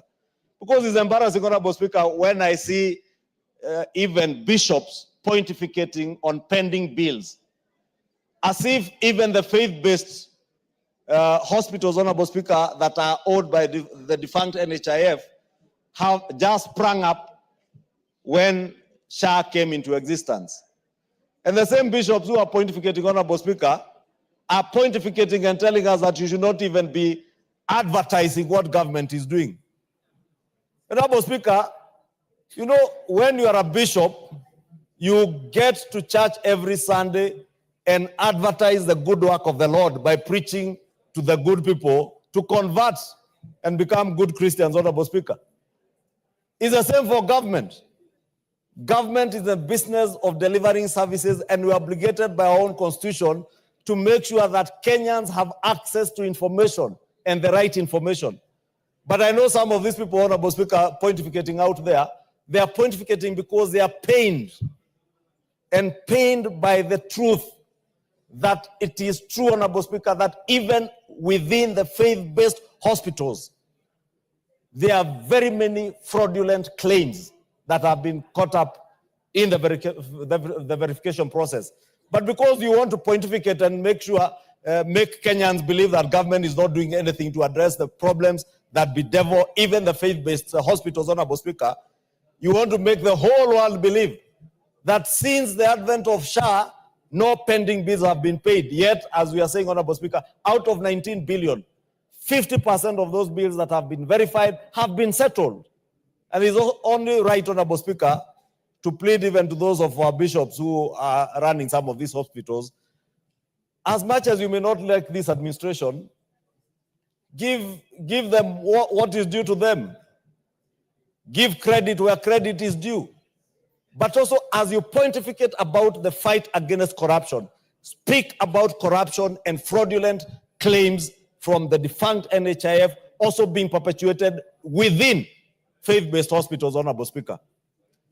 Honorable Speaker, we've also seen this week, Honorable Speaker, the private health, the Association of Private Health Hospitals and the Rural Private Health Association call their members to go to strike, Honorable Speaker, again, based on those pending bills. And I'm glad, Honorable Speaker, when I checked with the SHA management this morning, they were telling me, as of yesterday when the strike was on, 1,700 private hospitals, members of those associations, were already logged into the system and offering Kenyans services. And that's what I want to appeal to those who are running these associations. I know is the spirit of trade union and the politics of leadership of association to be seen to be agitating for things, but they must be cognizant that healthcare is not a matter that you can joke around with. It is joking around with the lives of Kenyans. Lastly, Honorable Speaker, in terms of being able to relay proper and accurate information to Kenyans, Honorable Speaker, I would want to encourage the Health Committee, the SHA Management and Ministry of Health, and that's why I spoke to the Health Committee to consider within the supplementary budget to enhance the publicity and advertising budgets for SHA. Because, Honorable Speaker, part of why Kenyans are being misled is because they have not been given factual information, especially around the space of the primary health care and the referral system. And this referral system, Honorable Speaker, if you go to UK, the NHS works under a referral system. But today, as Honorable Nyikal was saying, you'll probably find somebody has walked into a primary healthcare facility, his entire bill is settled, then they walk into a referral hospital and the bill is not catered for, not understanding that you begin from the primary healthcare facility to be referred to the referral through the referral system to a referral hospital or a level 4 or level 5 and 6 hospital. With that, Honorable Speaker, let me just say mine is to encourage the Health Committee to continue working with the Ministry and SHA management to perfect the imperfections that are there in this system, because this universal health coverage system is something that has been elusive in this country since the times, Honorable Speaker, when you served in cabinet under the able leadership of the late President Mwai Kibaki. And you know, Honorable Speaker, under Mwai Kibaki's regime, we attempted to roll out the universal health coverage, and it came to a cropper because of this negativity, Honorable Speaker. President Uhuru Kenyatta again tried, and again, because of the noise and the negativity that you hear today, Honorable Speaker, he had to run away from it, and after rolling out in only 4 counties, I think it was Mombasa, Kisumu, Isiolo, and Machakos Onyeri. Again, it was abandoned We have no luxury of time, Honorable Speaker, to now abandon the quest for universal health coverage at the altar of political expediency. And we must encourage President William Ruto, the SHA management, Minister in charge of health, and our own health committee to help the ministry and SHA midwife this process with courage, knowing that what they are doing is right, and right for Kenyans and right for this country. Because at the end of the day, when you are assured of universal health coverage, every other Kenyan will live a peaceable, healthy, and productive life, Honorable Speaker. And I beg to support that report by the chair. Honorable Pukose, most of the 5 interventions have actually been complementary to the report. What you need to do is remain engaged, keep having meetings with the management of SHA, with the ministry, and continue from time to time to bring appraisal reports to the House, whether requested or not, to keep the House and the country informed on the progress. I've read the report. You've actually teased out almost all matters of concern to the public, to members of this House, and even to the ministry itself, together with your colleagues like Dr. Nyikal, continue working on how to improve, but more importantly, communication to the public. Communication to the public, avoid unhelpful cynicism, so that members of the public can know where to go, what services to expect, and if there are challenges, because challenges will always be there in life. If there are challenges, how do you handle them? So that people don't keep on talking as if when there's a challenge, it means it's a failure. Challenge is not the same as failure. Where there are challenges, deal with them. So I will not necessarily invite you to respond. There are complementary statements to your statement so that we can be able to continue working on that. Next order. Yes, which are you addressing? Yes. I take back that, Honorable Speaker. Yes, Jared. Honorable Speaker, times more than number. In this House, you have heard that this Pardon? House does not legislate in vain, Yes. nor present questions here to no end, much less the pronouncements of the Speaker himself. Honorable Speaker, a fortnight ago, you did direct the majority leadership to avail a report that is under the custody of public service as regards appraisal on hardship allowance areas, Honorable Speaker. Honorable Speaker, you did give only 5 days for response. We are now at a fortnight, and the report hasn't been availed before us.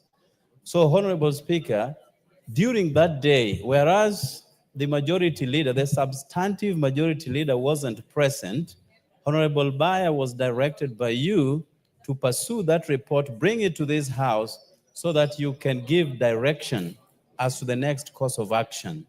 Fortunately, today, the substantive speaker is here present, our indomitable Honorable Kimani Chungwa, whom I believe has the requisite report to present before us, Honorable Speaker.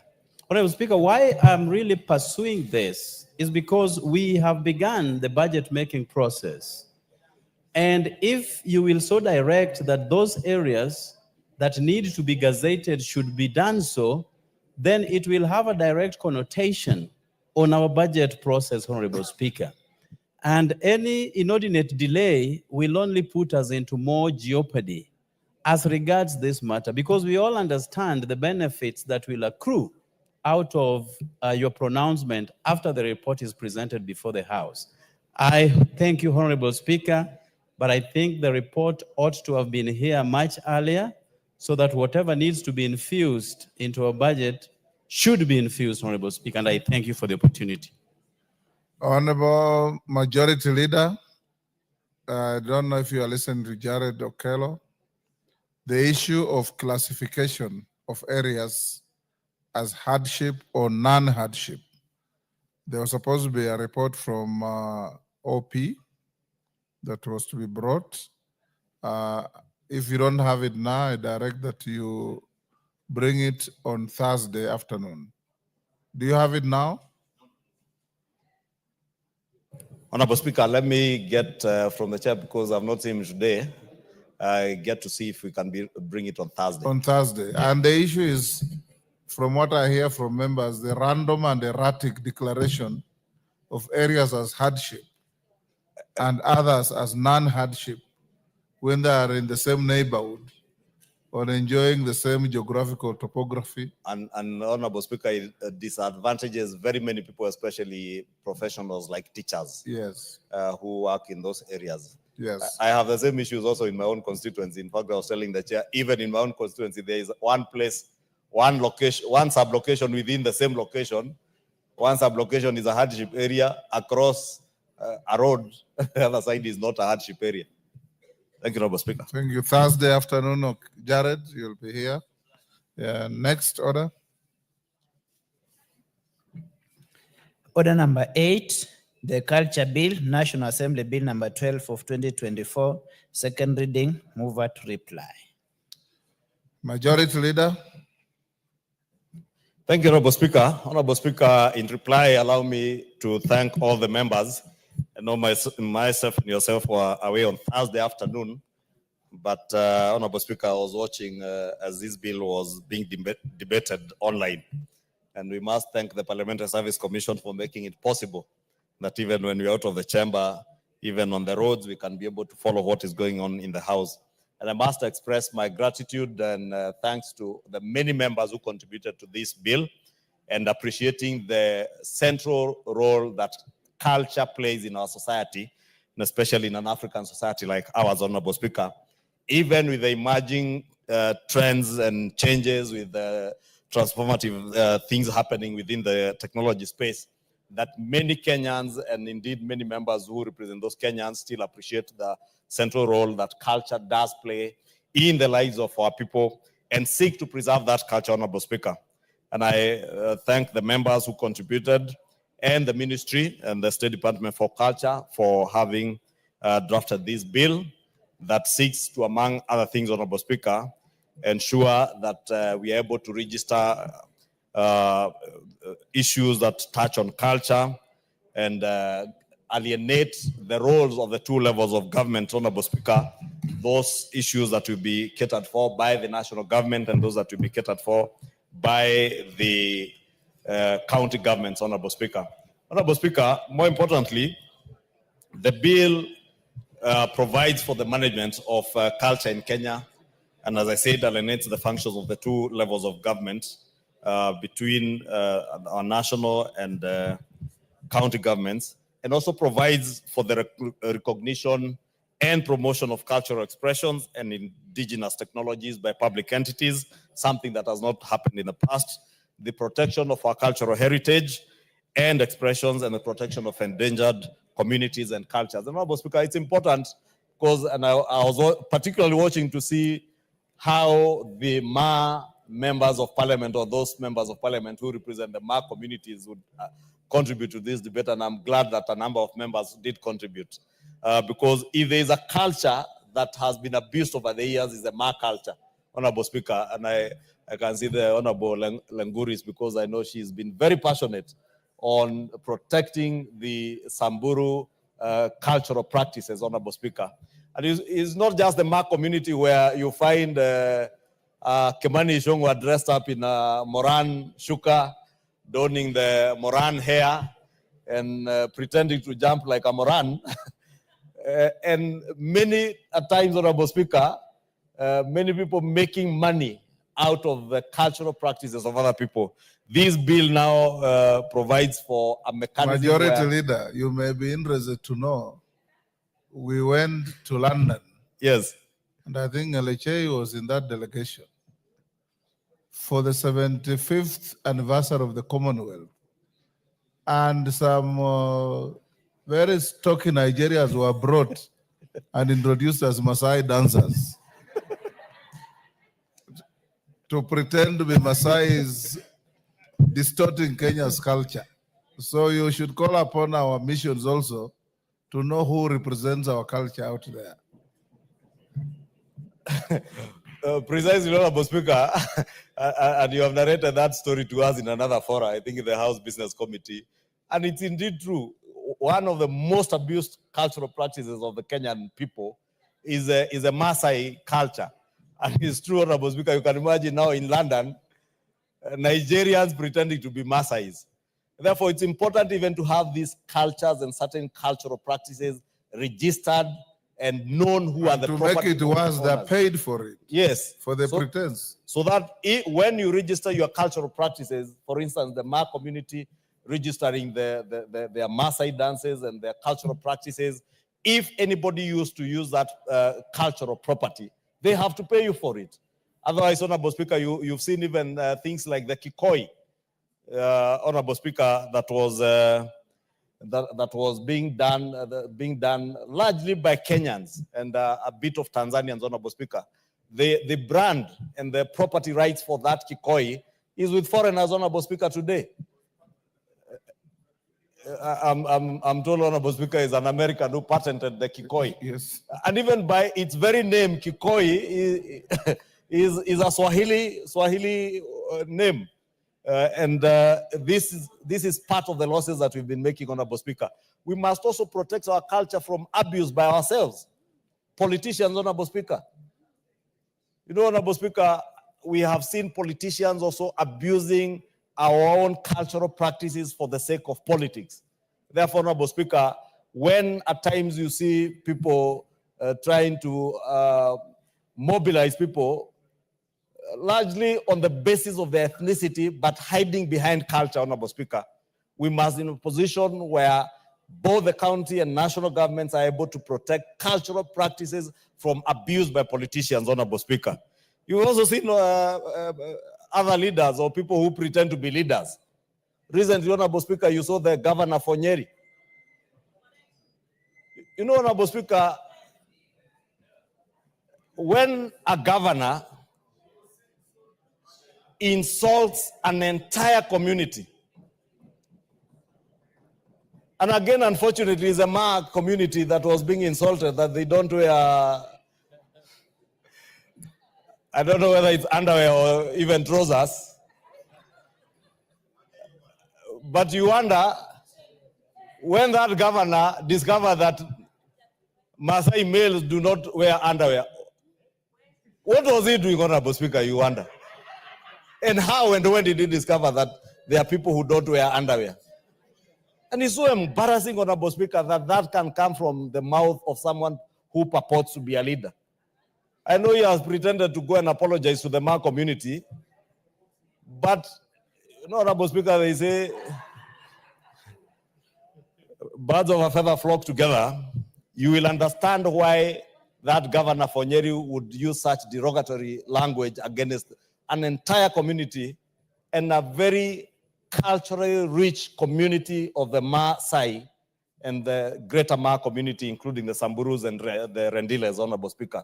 And I want to encourage the Ma nation to continue preserving their cultural practices as they have done, and indeed all other communities in our country and in Africa at large, so that we do not allow our people and more so our young people to lose the values that we were raised up with, Honorable Speaker, because we are able to be taught our ways of life and not adopt the Western ways of life. Let us adopt the cultural, the technological changes that we will get from the West, but maintain our cultural practices, Honorable Speaker. And Honorable Speaker, let me just conclude by saying this bill indeed speaks to length on how we will protect those cultures, how we will safeguard our cultural practices from being abused, how we protect our cultural properties from being stolen by others who do not even know and understand the value of those cultural property rights, Honorable Speaker. And I believe with the enactment of this bill, it will go a long way to protect ourselves as a nation and indeed as proud African people, Honorable Speaker. With those many remarks, I beg to reply, thank all the members who contributed up to very late in the evening on Thursday on this bill, and encourage them, those who did express the need to bring in amendments, when we take it to the Committee of the Whole. very soon, Honorable Speaker. And with that, I beg to reply. Take your seats.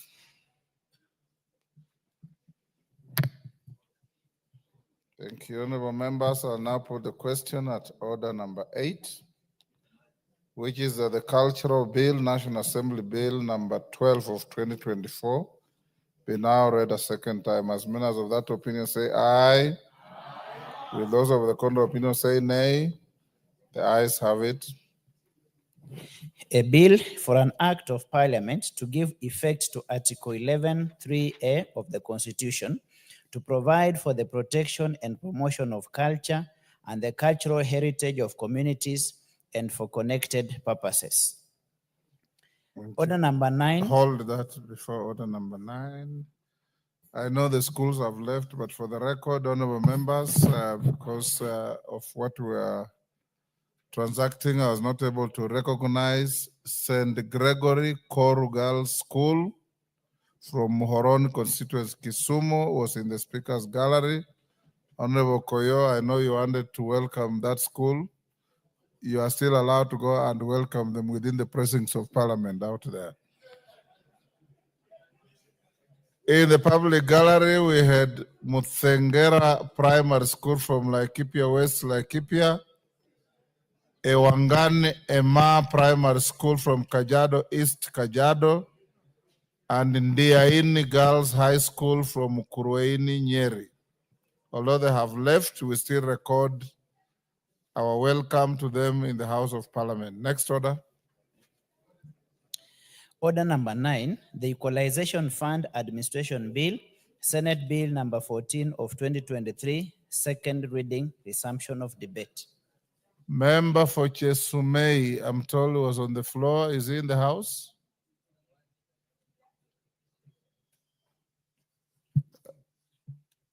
Opportunity for fated.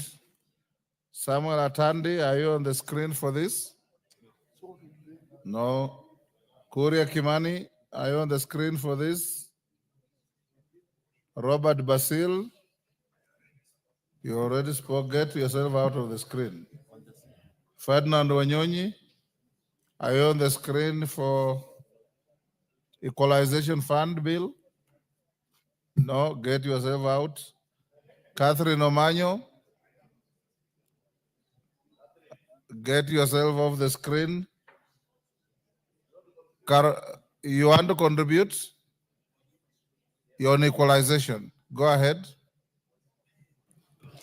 Thank you, Mr. Speaker. This fund is supposed to reach every corner of the country where there is need, especially a place where it is semi-arid and arid, and places that receive floods. They deserve a lot of keenness to be supported all the time, because everybody here was born in a place. And if you were born in eastern, northeastern, northern part of Kenya, or Budalangi, or the semi-arids in Kenya, you did not apply for God to get you there. So all the places that deserve to get attention should be well funded adequately, yearly, with an intention to make that area attractive, like desert areas that we visit in Middle East. Otherwise, I don't think there's anybody who would love to be described as poor, severely poor, and always needy anywhere in this world. People have their own dignities out there, even if they lack now.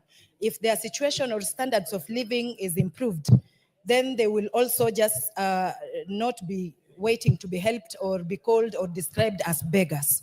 So this equalization fund, I support that it should in fact be increased, but wherever that fund touches, it should be progressive, yes, but we must see that actually a town, health centers, institutions like schools, just good roads that attract investors are constructed.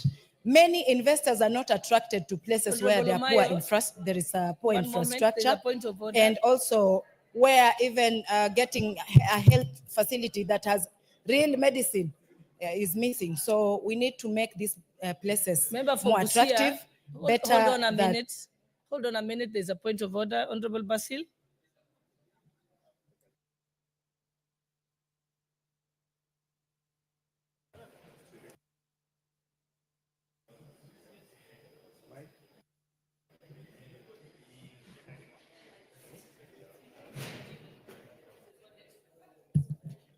Thank you, Madam Speaker. I do want to interrupt my sister, Honorable Omanyo, but after checking on how she's dressed today, Madam Speaker, I don't think Honorable Omanyo has dressed within the parliamentary requirements. So I think that is inappropriate dressing. Thank you.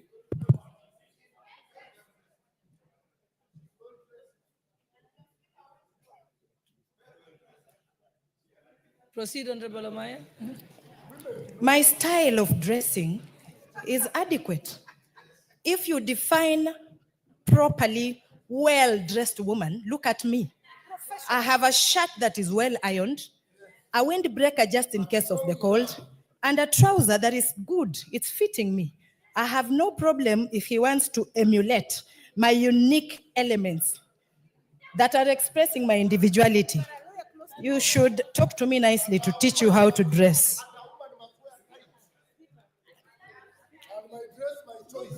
Yes, my dress, my choice.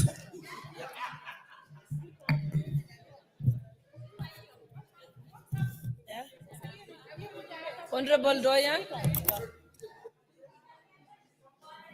Thank you, Madam Speaker.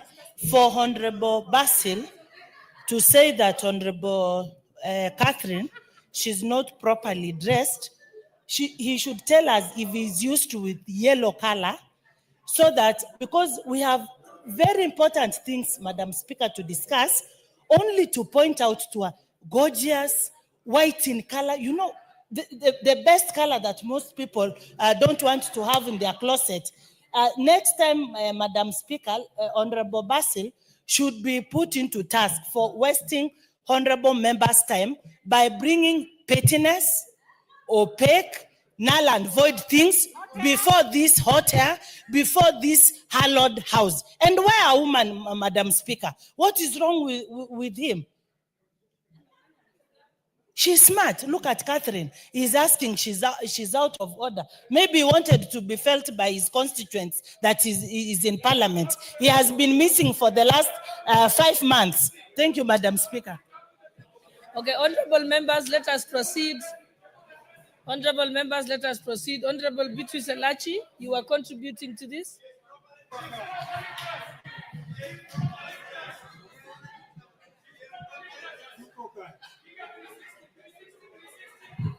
Thank you, Mr. Speaker. Madam Speaker. Order, honorable members, let us proceed. Thank you, Madam Speaker. And just to tell Basil, you know, you never tell a woman that she has not dressed well, unless you have admired something. Having said that, Madam Speaker, allow me to just go and support the Equalization Fund in terms of administration. But to say that, I'm also very sad that ever since I was a nominated senator, we have spoken about Equalization Fund, how we can administer, how we can deal with it, how we can support our people, because, Madam Speaker, when we had this in the Constitution, it was meant to ensure the areas that are marginalized have been able to be supported, especially by national government, so that the projects that were there and the projects that are needed, water and sanitation, health, the key projects that we knew, road infrastructure, that they are supported. But to date, every term of each parliament that we've been in since 2013, Madam Speaker, we have come back to relook at the Equalization Fund. But I am hoping now this will be the last and we shall be able now to administer and to ensure. But the good thing is that now we broaden, because there are many areas that are marginalized, Madam Speaker. It's not that just the areas and the countries we thought so. But what government should do is to look at every project, especially projects that cut across a whole county and another. For example, the health facilities that we are looking at, that we can be able to see government now supporting and ensuring that these projects are done. Remember, Madam Speaker, we had projects that were even done by CDF, and they were left when now we moved into devolution. And they've just been hanging, and we've spent public resources on this. So I think it is important, even as we talk about it, Madam Speaker. And when I look at the Senate bill, the proposals they are bringing in, number one is to provide now a framework of administration and management. And the other is provide for completion of projects under policies developed by the Commission on Revenue Allocation under Article 216.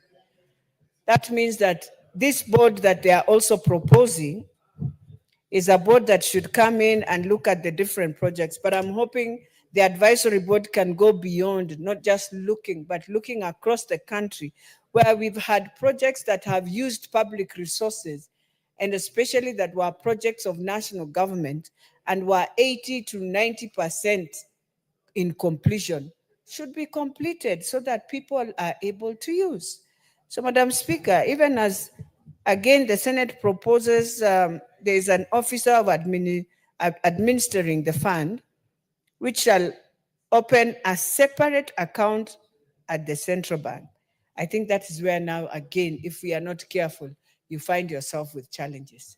For me, if I am asked, if you identify a project without bringing in a pending bill, the same way you run your GAF, Madam Speaker, the same way we run NCGDF, put in a committee in that area, let them have a way of running and ensuring that the money that has gone directly for that project.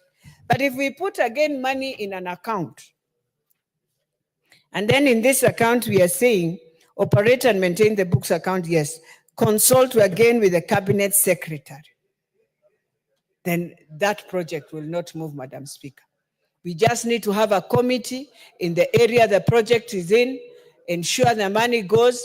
Who is the mandatory signature? That is where now they have to rethink through the whole process and ensure the person who is a mandatory signature is a person who will ensure monies go directly for completion of each project that has been identified under this equalization fund. So, Madam Speaker, there are many things that we'll have to look at. But the question then we should ask ourselves is that after all this, shall we be able now to see the equalization fund going to these counties? And are we able to just see that in a few years to come, we shall be able to identify and say project X, Y was funded with equalization fund, it is in completion, it is a model that you can see, and how is it now going to benefit the beneficiaries who are within those counties?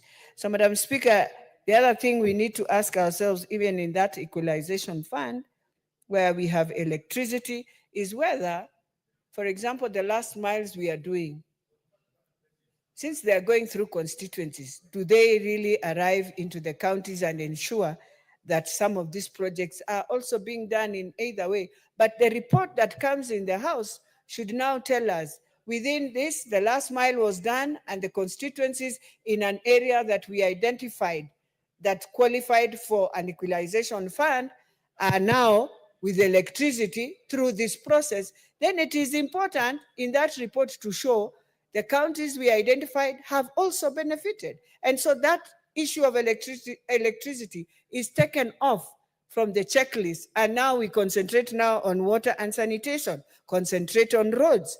Even roads, if you identify in those counties we say are in need of equalization fund, then the purpose of having trunk roads that cut across either the counties or the constituencies, again, when we have finished and we have now ensured it's in completion, why can't we have a report coming into this parliament telling us, based on the areas we ensured that they are under the equalization fund, we have now qualified and we have ensured they have roads, they have electricity, so that even when we come to the completion, that was put in the Constitution, Madam Speaker, we are able to say under this, the counties that were marginalized, they have improved on this, and the livelihoods of their people have also improved.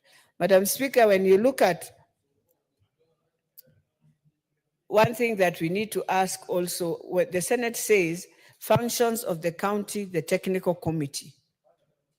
So the county technical committee shall be responsible for approving projects to be financed, which is very critical. But then they say not more than 2 public officers designated by the county executive committee member with technical expertise in the areas of the prioritized projects. And then they come and say not more than 2 public officers appointed by the cabinet secretary with technical expertise in the areas of the prioritized projects. So how I wish we had 2 from the county and 1 from the cabinet secretary, so that there's no duplication of this and this. At the county, yes, we need more. At the cabinet secretary, if he appoints 1, it will work better. And then they come and they say the chairpersons of the project identification and implementation committees with the sub-county and the secretary of the constituency development fund. It's a good technical committee, but then I will be wondering, the secretary of the constituency development fund. So each of them, and for this committee, because it has quite a huge number, to work properly, there is need of their roles to be really in the regulations, maybe, Madam Speaker, their roles to be clear, so that they don't find themselves back and forth, and a lot of politics being played around in the same projects. We also have the board shall in every eligible county establish a project identification and implementation committee comprising of the assistant sub-county commissioner, who shall be the chairperson, the village administrators of the areas defined by the commission as marginalized, representative of women, youth, and persons with disability. So you find that the Equalization Fund has so many committees for it even to just deliver what is needed. So sometimes when you have such committees, just having that agreements to move is what will now again hinder the implementation of this. So Madam Speaker, while I support, I think there is need also to just look at it and ask ourselves whether we really want this fund to function. With those few remarks, Madam Speaker, I beg to support.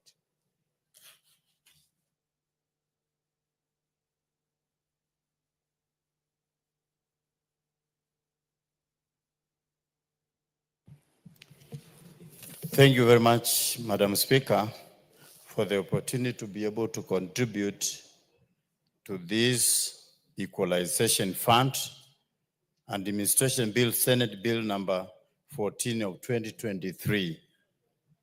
I want to say that this bill was passed by Senate about a year and a half ago, precisely 16 months ago, and it was awaiting for this House to be able to be debated and considered so that it can be enacted and passed into law. This fund was established by Article 204 of Constitution in 2010 and provided 1.5 of the audited national government fund as the fund to be used for the equalization purposes. This fund is a fund that was an equalizer, as the name is written, equalization. And this was supposed to address the areas that were marginalized by historical, let's say, injustice that were there before, and they were not being considered and therefore they were marginalized. Some areas did not have even hospitals. Some areas did not have even little facilities like health centers. But this was an equalizer that water can be available and the roads can be available to those areas. And so the purpose was very good purpose, because for the country to be able to be governed equally, so that everybody feels that I belong to this country. When I was growing up, or sometimes back, I used to hear that some people used to say, when you go to Kenya, greet them. Meaning, they did not see any development that was being done as the other parts of the country. So they were saying, when you reach Kenya, just greet them and they say we are still around. I don't want to mention the areas, but we used to hear that in our area.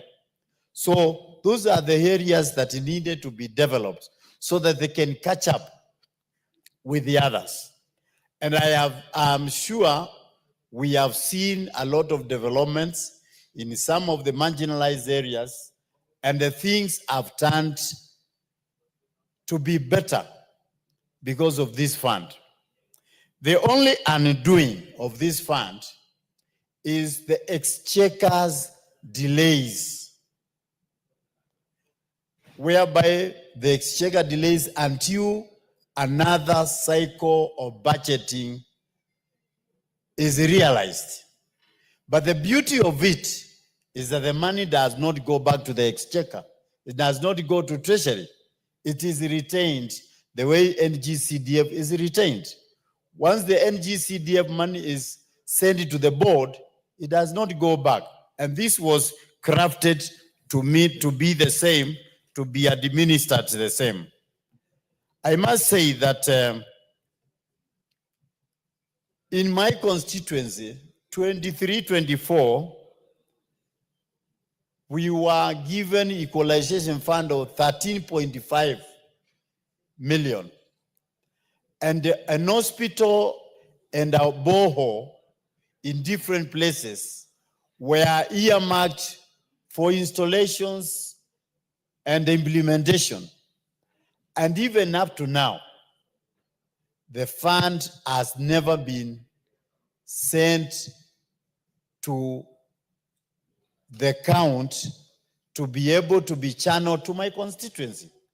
So there is a lot of delays whereby an amendment needs to be done so that this money, because it is mainly for some marginalized areas, like my constituency is the only constituency in Machakos County which receives equalization fund, can benefit from it. But the money has never come up to now. And even this year, the money has already been put again. But the 23-24 has never been wired to our area. So what am I saying? I'm saying if the money can be wired to the account of NGCDF through the board, if we can do an amendment, because that is a straightforward fund whereby it is managed by the fund accounts manager, and then the projects are identified the same way we normally identify our projects, then that can be an easy way of implementation. But if it passes through the county government, the county commissioner, then the money gets lost is there. You never know whether it will be able to be administered. So we shall keep on talking about this, but a further amendment is required on how the money should be channeled and where it should be channeled, so that the areas that the monies are budgeted for are not disadvantaged for a cycle for a full year without the implementation of that amount. The equalization fund can be a good equalizer in some areas. There are some areas I've been, when we have been going through the inspection through the NGCDF, and you find that those areas are properly marginalized. And yet, even the equalization fund is not being administered in those areas. So it should be done in a better way. The mapping should be done again, because there are some other people who have already even mapped their areas for equalization, which were not there before. So it has been abused somehow. So we need to be strict the way the equalization is administered, so that all the marginalized areas can be able to get their share of the equalization fund. For those few remarks, Madam Speaker, I raise my case there. Thank you. The Honorable Member for Turkana South, Honorable John Namoit. Thank you, Madam Speaker, for giving me this opportunity to give my voice on the matter of Equalization Fund. Madam Speaker, the intention of Equalization Fund as per the Article 204 of the Constitution is to ensure that the marginalized areas, these are the areas that were marginalized by Sessional Paper number 10 of 1965. This paper, because the intention of this paper is to reduce poverty, ignorance, and diseases in this country. Secondly, it was to promote political equity, social justice, and human dignity, to promote equal opportunities, to enhance high growing income per capita. Madam Speaker, if you look at that particular paper, it removed all the resources, or it concentrated all the resources to productive areas of this country, leaving some areas of this country marginalized. And that's why the Constitution of Kenya 2010 brought in the issues of county governments, brought the matter of equalization to equalize these areas. And again, in addition to that, poverty was first reduced, or decentralization of funds was first realized when NGCDF was introduced in this country. That to say that the government has introduced a policy of bringing some areas of this country equal to these other parts of the country. Madam Speaker, I want to identify some gray areas in this equalization fund, and that's why this fund is in this House and it was in the Senate. First of all, the structure of governance of the equalization fund. Madam Speaker, if you look at the Constitution of Kenya, Article 204, it purely states from Article 2 to Article 4, 204, 2 to 4. It spells out very clear that this is the mandate of national government. But it goes further by saying that the national government can provide services, these basic services, either directly or indirectly to these marginalized areas. Madam Speaker, I want to state categorically, I want to be categorical that this is purely the function of national government that is delegated to county governments. Madam Speaker, if you look at public participation of this fund, initially it is the board which does public participation of this fund. But when the new structures, the four-tier structure of this equalization fund, that is the advisory board, equalization advisory board, county technical committee, sub-county technical committee, and project identification and implementation committee. These structures are pure. You cannot know which tier will undertake public participation. I want to state very clearly that I wish the fund will undertake public participation through the sub-county technical committee. Secondly, Madam Speaker, the funds for public participation are not remitted to the right committee because the administration of the fund is undertaken by the advisory board. So I request when we prepare the regulation for this fund, we must make sure that the administration must go downwards to all the level of the three other structures. Madam Speaker, as a committee, we saw it is appropriate for us as oversight institution not to be included in nominating members of these boards. So we saw it wise. The Senate, because if you look at the previous law, it had given authority, the Senate, to nominate a member to the board. But for the current proposal, we are saying that the oversight board should not have any nominating power to the committee. Madam Speaker, there is bureaucracy. In the current state of equalization fund, we have seen bureaucracy. And to make this fund very efficient, we need to reduce bureaucracy. What the committee has done is reduce the 4-tier structure of equalization fund to tier structure, right from the advisory board to county technical committee, and finally to the sub-county technical committee. Madam Speaker, this fund has done a lot to these marginalized areas. For my constituency, we've done more than 30 projects under equalization for the FY 2023-2024. But Madam Speaker, again, the delay in exchequer releases of this fund. Up to now, the FY 2024-2025, no projects have been identified.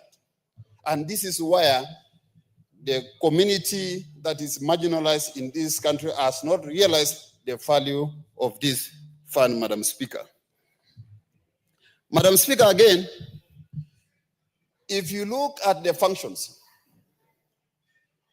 the intention of this particular equalization fund, the first intention of this equalization fund, as I said earlier, is to make sure these marginalized areas, as I said, that sessional paper 10 of 1965 made some areas to be marginalized. That was the intention, to address that particular sessional paper.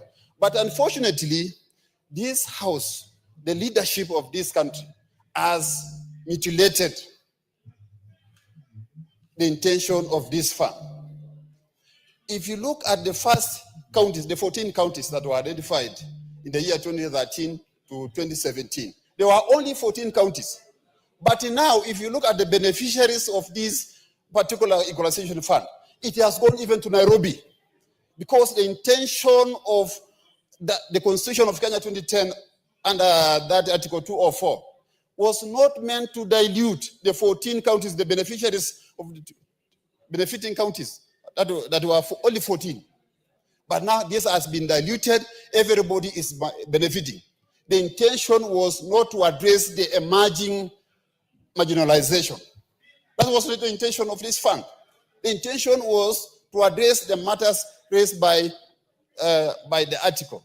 That's only 14 counties. Madam Speaker, I urge this House, when this fund comes to an end, as envisaged in that Article 2046, I urge this Honorable House to assess the impact of this particular fund to see whether it has really addressed that kind of marginalization. And that provision is provided under Article 204(7). Madam Speaker, I beg to support the report by Finance and National Planning Committee. Thank you, Chair.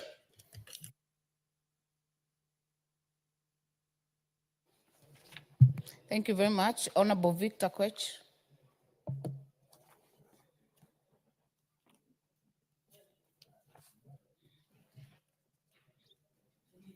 Yeah, thank you so much, Honorable Speaker, for the opportunity to actually speak about this particular bill that is before this House. And Honorable Speaker, from the onset, I want to state that myself, as a member of Parliament from Chepalungu constituency, I support. And as to why I support Mr. Honorable Speaker, is because this bill, the Equalization Fund bill, is seeking to bring or to actually do services, and services such as water, roads, electricity, and health facilities to the extent necessary for us as these marginalized constituencies to look or to appear that we are equal to other constituencies that are more developed than ourselves, Madam Speaker. Madam Speaker, this particular bill, equalization bill, has delayed because, Madam Speaker, the project were identified long time ago, and people have been asking us, members of Parliament, on where this particular fund went to. I have a particular situation from a village called Cheptagum, where members were called into public participation, a particular village called Nogirwet, where members of public were called to attend a public participation. And after they did their report, several months, several are close to a year now, they are still waiting for these funds to reflect in the various accounts so that the project they identified can be implemented. Honorable Speaker, we speak about marginalization, and we applaud the drafters of 2010 Constitution for considering to bring at bar these particular counties and sub-counties. And as we seek to do the same, Honorable Speaker, we ask ourselves as members, is this what we are waiting so that as the constituencies that are below, that we cannot compare with other constituencies, can now be able to compete and to be compared with the constituencies that have actually developed immensely, Honorable Speaker? I'm speaking bitterly, Madam Speaker, because when we compare rural constituencies with town constituencies, Honorable Speaker, we cannot compare. Their electricity connectivity is almost at 99%. When we go to the ministry, I was with you, Honorable Speaker, at REREC office seeking for a few transformers. And as we go to seek for transformers, there are constituencies who are going to seek for streetlights, simply because we have disparities in terms of budget-making process in this House, Mr. Speaker. It is time we speak and to say that equalization fund, okay, it's good, it will at least bring some development. But Speaker, is this development, is this equalization fund going to treat the inequalities that has been meted upon our constituencies for a very long time? A case in particular, Honorable Speaker, is where you find one constituency, and especially maybe my constituency, with a pending bill or with a pending road that are stalled for several years, and the budget allocates a very small amount of money, while it allocates these constituencies that have developed over years a huge amount of money. And as we speak about this, Honorable Speaker, we want to categorically state that we support this bill, and it is timely, it is urgent, and it is time that we pass it so that those of us who are suffering, those of us, these constituencies that are suffering, can be able to benefit from the same. But my sentiments on the issues that are touching on our constituencies will always remain the same. How I wish the 2010 Constitution, the drafters, would have gone ahead to even speak about the budget-making process in this House, Madam Speaker. Because if we continue sitting and if we continue treating the things that we see normally, this world is not going to treat us in a normal way, Honorable Speaker. I speak on budget, and I want to speak about it as many times as possible. Because if we can't speak about it, no one will speak on behalf of our constituencies. Honorable Speaker, I support this bill, and when the time comes, we will speak about issues that touches on our constituencies, and especially what is it that we have. How I wish 2010 Constitution was able to address, I wish it was able to address the way we make our budget, how we prioritize the project, how we then balance those constituencies that are still below vis-a-vis the constituencies that are way above the others. How I wish the Constitution would have been able to handle such a variance, Honorable Speaker. Thank you so much.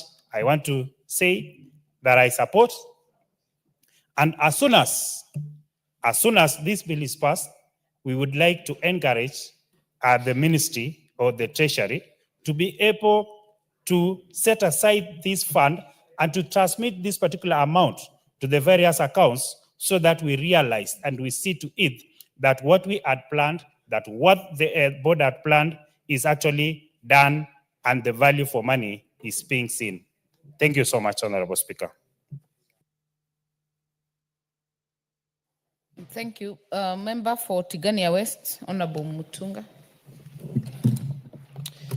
Thank you very much, Honorable Speaker, for the opportunity to add my voice to this very important debate on the proposed legislation in the management, concerning the management of the Equalization Fund. Honorable Speaker, the makers of the Kenya Constitution 2010 thought it wise to have Kenya developed as a unit. And that was really important. And that's why Article 204 of the Constitution presupposes or provides that we need a fund called Equalization Fund. This was upon realization that some areas of this country are not as developed as the others. Honorable Speaker, this fund has been utilized sometimes in some areas, and there are testimonies in this House that this fund has done a good job. Honorable Speaker, the need to recognize that Kenya needs to develop as a unitary country was important. But Honorable Speaker, there's a dimension I would like to bring before I speak to the legislation or legislative proposal, which may have also led to discrimination in terms of factoring which areas need to be looked into. Honorable Speaker, I come from Meru County, and you tell anybody that Meru County may need Equalization Fund, they will tell you no, because they think Meru County is on top of Mount Kenya. Mount Kenya has all the water that you imagine, or on top of Nyambene. In fact, we have trees or we have twigs that are chewed, Mira, and you might think that Meru really does not require Equalization Fund. This is the reason why we in this House pushed for the formula to stop recognizing counties, but go further to recognize sublocations. And the exercise that followed, Honorable Speaker, was to try and see whether Equalization Fund can be spread further and leaner. My constituency is called Tigania West, and Tigania West borders Isiolo County. And for all practical and theoretical purposes, Tigania West is ASAL to a large extent. When you look at the Equalization Fund and the formula that is used, and especially the content of the formula or the content that is used to develop the formula, the people of Tigania West are considerably marginalized, or they are considerably locked out of this Equalization Fund. One of the parameters that they look at, Honorable Speaker, is proximity to a school. If you look at Tigania West, people have occupied every available piece of land, whether it is arid or semi-arid or dry or desert. They have occupied everywhere. So they are living everywhere in the county. Now, if people from Isiolo can get Equalization Fund, and people from Tigania West cannot get Equalization Fund, then there is a problem, because then our problem is lack of land. That's what we could say, because you have occupied all parts of the countryside. The idea is that in some areas, you realize there are vast tracts of land that are not occupied. And therefore, when people pass through those areas, or people who live in those areas, the hika living from such areas, then the parameters used, for instance, proximity to a school, proximity to health facilities, proximity to watering point, motorability of the roads, and so on and so forth, then they qualify. But you cannot have people living in all parts of our countryside and without a school, because they need to educate their children.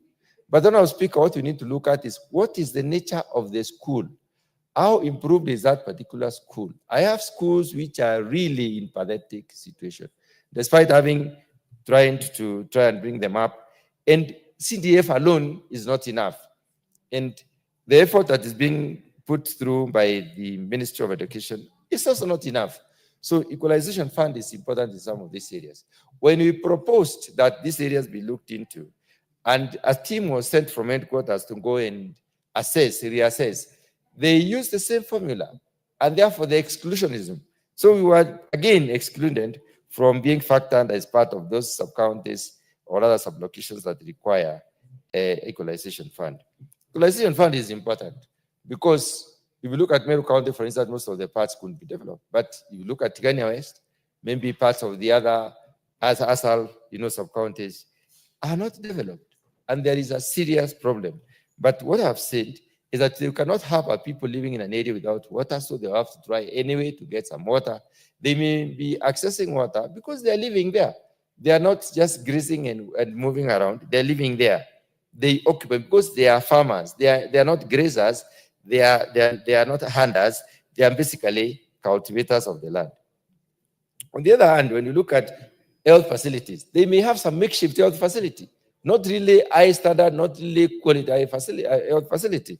When you look at the watering points themselves, some of them are just improved dams or improved water pads, and then we can call such watering points. So we need to dig deeper into checking whether really we do not need to reconsider areas for purposes of equalization. Right now, what you're trying to do, if you look at some of those areas, they can rarely cultivate a crop because rainwater is not enough, or rainfall is not enough to bring a crop to maturity. People living in some of those areas, like I have the lower Kenjai, and then the other one I want most of it, okay, as part of Akede one. 3 wards that have been that are really marginalized, and therefore you have a serious problem. So we need to revisit the formula and ask ourselves whether having makeshift health facilities is good enough. Having some watering point, which is not even clean water, is good enough. Being unable to, living in an area and probably having a school, which is not up to the standard, is good enough. They don't need to be excluded. Honourable Speaker, the other issue that I would like to bring into consideration, and many members have spoken to this, is the management of the fund itself. And the legislation, the proposed legislation comes in to try and moderate the management of the funds themselves in view of identification of the projects that are supposed to be done in an area. In terms of prioritization of these projects, identification has to do with public participation. In most cases, you realize that the public participation that is conducted sometimes lacks credence in the sense that it's not exhaustive and is not inclusive. When it comes to prioritization, we need to ask the people themselves exactly what do they need. Then there are other issues that also come in, initiation of the project, vis-a-vis the availability of the money. In some cases, you realize that exchequer releases have been an issue to a certain extent in this country. And members have actually complained that the equalization fund is not working because of the projects that have already been initiated are not progressed at the expected rate. They take quite a while before they can be progressed to maturity and also to closure. So we need to, this legislation, the legislative proposal is needed so that you can be able to moderate, especially the committees that have got to sort out issues of identification, prioritization, initiation, project implementation, and also the monitoring and evaluation of some of these projects. The management aspect of the fund itself is an issue that needs to be revisited. On the other hand, Honourable Speaker, the amount itself is 1.5% of the budget. And when you look at the vastness of this country, 80% of Kenya is ASAL. We need to revisit the issues. Or do we want to maintain people doing business in a way that they may never be able to be fully sustainable? What I'm trying to talk about, Honourable Speaker, is that we have more or less maintained the kind of animal that we've been having since we became habitants of this country. What I'm trying to say is that we've not really considerably improved the animals. Especially when you look at the northern ridgelands, which include part of where I come from, the Isiolos, the Samburu, the Marsabit, and so on, and also northeastern. Those animals have not changed. they have not been impacted upon by the genetic, pool of the country. Animals in the southern rangelands could have changed, but on the other rangelands have not changed. So we need intensification so that we will be able to bring AI services to the people. Because we need to think about, AI services for people to use. The idea is, can we avail this water so that we may be able to now make sure that these animals are found in centralized places, and then we can be able to improve on the quality of the animal. The most important thing is the turnover. It's not really following the animals forever. And it is exactly the having an animal that will get to market weight at a good age. You don't have to keep an animal for 10 years for it to get to market. It needs to be kept for maybe a maximum of 3 years. We have countries in this world, which are developing countries like ours, which are doing 18 months to get a 500 kilos of an animal, live weight. We should be able to do that because we are properly endowed scientifically and we have what it takes. We have our whole Kenya Animal Genetic Research Center, which is quite equipped. And this can help us to get our animals where we want. So equalization is important, even as we look at the lifestyle and we look at the utilization. Thank you. Time is up. Honorable Samuel Moroto. Thank you very much, Madam Speaker, for also giving me this opportunity. Where I come from, sometimes back during colonial time, it was a closed district. And that's why the Kapenguria 6 were taken to that place, because nobody could come from this area to that place because it was a closed totally. Then after independence, these are the issues. Sessional paper number 10, 1965 came in. Up to 2010 is when we saw the light at the end of the tunnel. Madam Speaker, like I've also said, when during that closed time, when West Pokot was a closed district, we got only missionaries who came through Uganda, not even Kenya. The Catholics came and settled in a place called Tartar. It is through those missionaries that lifted that area to where it is now, and they are still there operating. In fact, in Tartar, we have a girls' national school, secondary school, doing very well. Then the Protestants came and settled in a place called Nasokol. In that place, we have also a wonderful girls' school, the secondary school and primary and others. And the word of God spread all over. Then also the Muslims came from Uganda, not even Kenya. Now that we were considered by good Kenyans who were doing the 2010 constitution.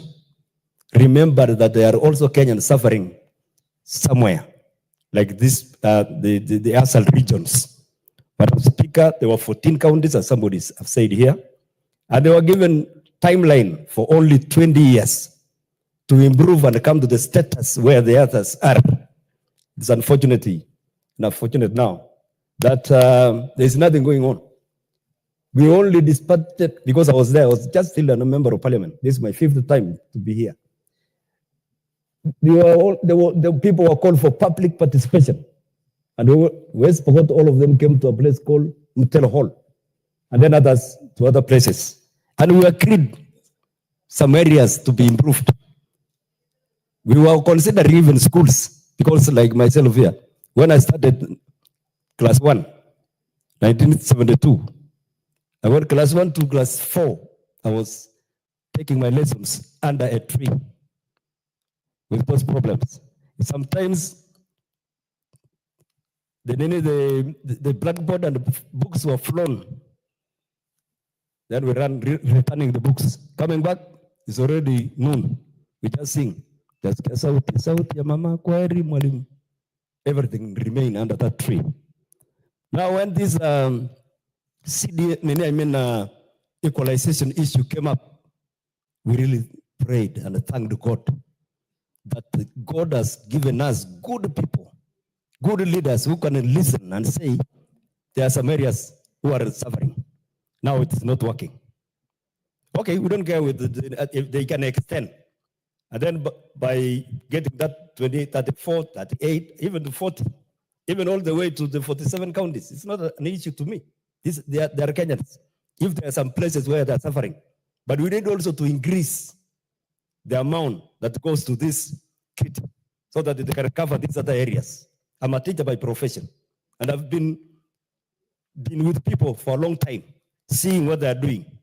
That's, Madam Speaker, my prayer is, as a leadership of this House and also Kenya, let us be considerate and ensure whatever is given to these people gets to them. It's unfortunate now that the counties are now brought in. You see, there's a problem. Like you can get a road, the county government puts money there, and then they came again and claim that this one is for equalization fund. Then there is no proper administration on this one here. That's my prayer, that we need to go down, especially the committee in charge of this. Let's go down and see what is happening. Otherwise, I'm happy that my colleagues, especially most of them, as from the time we began, they are really talking. And let us give this spirit so that we can see the lives of our people, of Kenyans, improved. But then again, the last that because I don't want to take time here. What is out of order? Honorable Moroto, hold on. Honorable Chair. Honorable Speaker, maybe perhaps is more of a point of information to my senior, that by the time the bill is coming for second reading, we already did public participation. We received views of the members of the public, and that report is actually available in this House, that actually public participation has been taken on this bill. Honorable Moroto. Thank you, Chair. Your duty. Yeah, I agree with you. This young man is doing well. I've been with him severally. In fact, we were in outside this country, and he was doing well. And this is some of our prayers that we have to keep this leadership. Sometimes later, they can come and assist us. Thank you, Speaker. Madam Speaker, I just want to wind up to the leadership of Kenya and here, that things are not going well. As I said, I've been here. This is my 5th term. I served Moi, I served Kibaki, all the way to this one here. But now things are changing. It's not like it used to before. I come from Kitengela here at the river. There is this cement factory. There is a lot of problems now there. And I'm asking the Committee on Trade to visit and see. There are 2, what we call the MDs, appointed and cassetted. So it is a tug of war. Everybody has a friend in this corner. The other one has a friend in that corner. Thank you very much. Very well. Honorable Member for Baringo, Jematia Sergon. Thank you so much, Madam Speaker. You know, I like the way you've just mentioned my name. And it reminds me of the days we used to be in campuses as with you. Thank you, Madam Speaker. I also want to wade my contribution to this bill. And first of all, I want to congratulate the committee for very well elaborated documents as a report. And members who have contributed have also given a lot of weight on this issue of the equalization fund and the Senate bill that came back to us now. And this is is actually giving this document a good weight for the counties that are beneficiaries of this equalization fund, and Baringo is one of them. So far, we have been allocated some monies, and the constituencies that are benefiting in my county are around 4 or 3.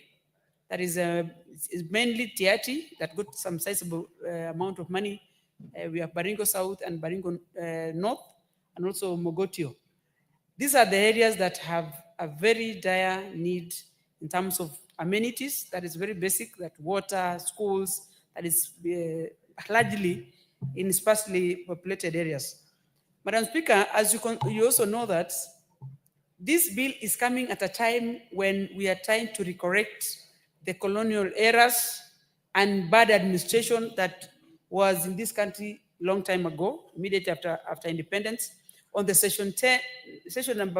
paper number 10, that actually sidelined and gave a lot of weight in some specific areas that is already having resources that can build itself, and leave the larger part of Kenya, specifically the largely sparsely populated area. Now that we are here, and I want to say what Honorable Moroto said, that leaders of today and going forward are going to be so keen in making sure that the utilities and the money that has been allocated to these areas must be well utilized. And again, as the committee has put it very well, they have given us the board, the people who are going to be sitting and distributing these monies, all the way from the counties. The Senate is also involved, and the constituency level. These are people who are going to determine the projects that is going to be being implemented using this equalization fund. Madam Speaker, I also want to say, during the framing of the constitution or enacting this constitution, the allocation fund had a timeline. And Article 204 of the constitution says that the allocation of the money, this money was given a sunset of around 20 years. And this is, if I quote section 6, and that says this article lapses 20 years after the effective date, subject to clause 7, which clause 7 says that Parliament may enact legislation suspending the effect of this clause for further fixed period of years, subject to the clause 8, which again means that legislation under this 7 should be supported by at least members of the Parliament and the Senate at the county. And this one is a very crucial article for me, Madam Speaker, because I am looking forward to another legislation to give another leave of life in this equalization fund, because the equalization fund was not started at the right time, or the disbursement and enactment of the bill, because there was a lot of push and pull within Parliament and the Parliament and judiciary that kept these monies for very long, and that is why it was started to be disbursed the other day. And if you look at the country today, I don't want to predict that in the future there will be more counties that is going to be beneficiaries of this money. But if you look at equalization does not also mean that it's only on the arid and semi-arid areas. We also have areas like even in the upper cities or the cities like Nairobi, where you still have very marginalized people in the mostly in informal sector. You know, these are people also should be considered going forward, so that it doesn't look like we are only looking for these monies to be beneficiary for people who are very deep, far. But while we are looking at Nairobi, for instance, and now that the population and people are moving towards cities and urban areas, it should also be considered that we need to categorize. And when we will be doing this further legislation, we want to understand who is marginalized in the society. It does not only mean that when you don't have water, that you are marginalized. You can have water, but you are marginalized in many other areas. We also have to look at where in the amenities that we build, whether we will strictly build schools that are able to take care of children or people with living with disability. And these are could be considered as equalization, so that the society is able to be equal in many ways. Otherwise, Madam Speaker, because most of our members have also contributed much, I want to say I am going to be very keen as we enact this bill going forward. Thank you, Madam Speaker. Thank you. Member Fonjoro, Honorable Kathambi.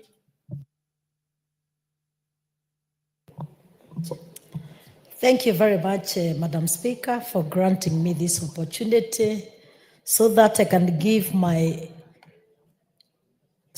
contribute to the Equalization Fund Amendment Bill.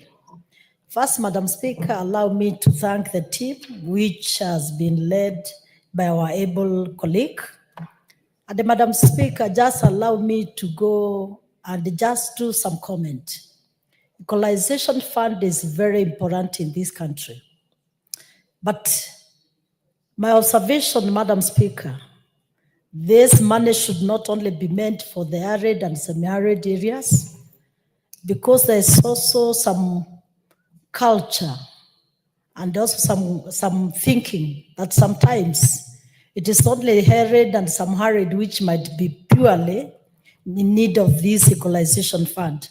And Madam Speaker, why I'm saying that this money, why I'm proposing this round, I wish the Commission of Revenue Allocation should go beyond and also feature some other areas in this country. It is because though it was traditionally meant for the marginalized areas, there are some areas in this country which actually have a lot of challenge. And Madam Speaker, let me give just an example. Sometimes when people have not visited some part of Rift Valley, including your constituency and my constituency, Joro constituency, they won't understand why we are saying in the future, let the equalization fund also be purely to bring fairness to other Kenyans. And Madam Speaker, if you can, you have come to part of my constituency, Joro, I have some areas which are dry almost every year. We have a lot of challenges where people don't even get food when others are harvesting in these countries. If you can visit a place called Naishi, Kilo, Mahiga, somewhere called Kiajoya, you go to some areas like Kamngei, that is Nemauche, you again extend to a place called Piave, that is Nijoro constituency. You will be shocked the way people are suffering for lack of water. The way people are also having a lot of challenges on matters on food insecurity. And Madam Speaker, as I stand here, let me say, this year when I was going to launch some schools, I had to lobby for some food so that I could have given to some specific schools because of the challenges they have had. Therefore, when we are talking about equalization, I think the Commission of Revenue Allocation, when they are planning for the priorities of the project, let them also go beyond and see other constituencies which have not been considered previously. And Madam Speaker, the equalization fund, I think what should be most be emphasized, it is, can we come up with the right project and the right cost of the project? Can we have also the timeline for the project completion? Can we also be having proper management of the funds of the equalization?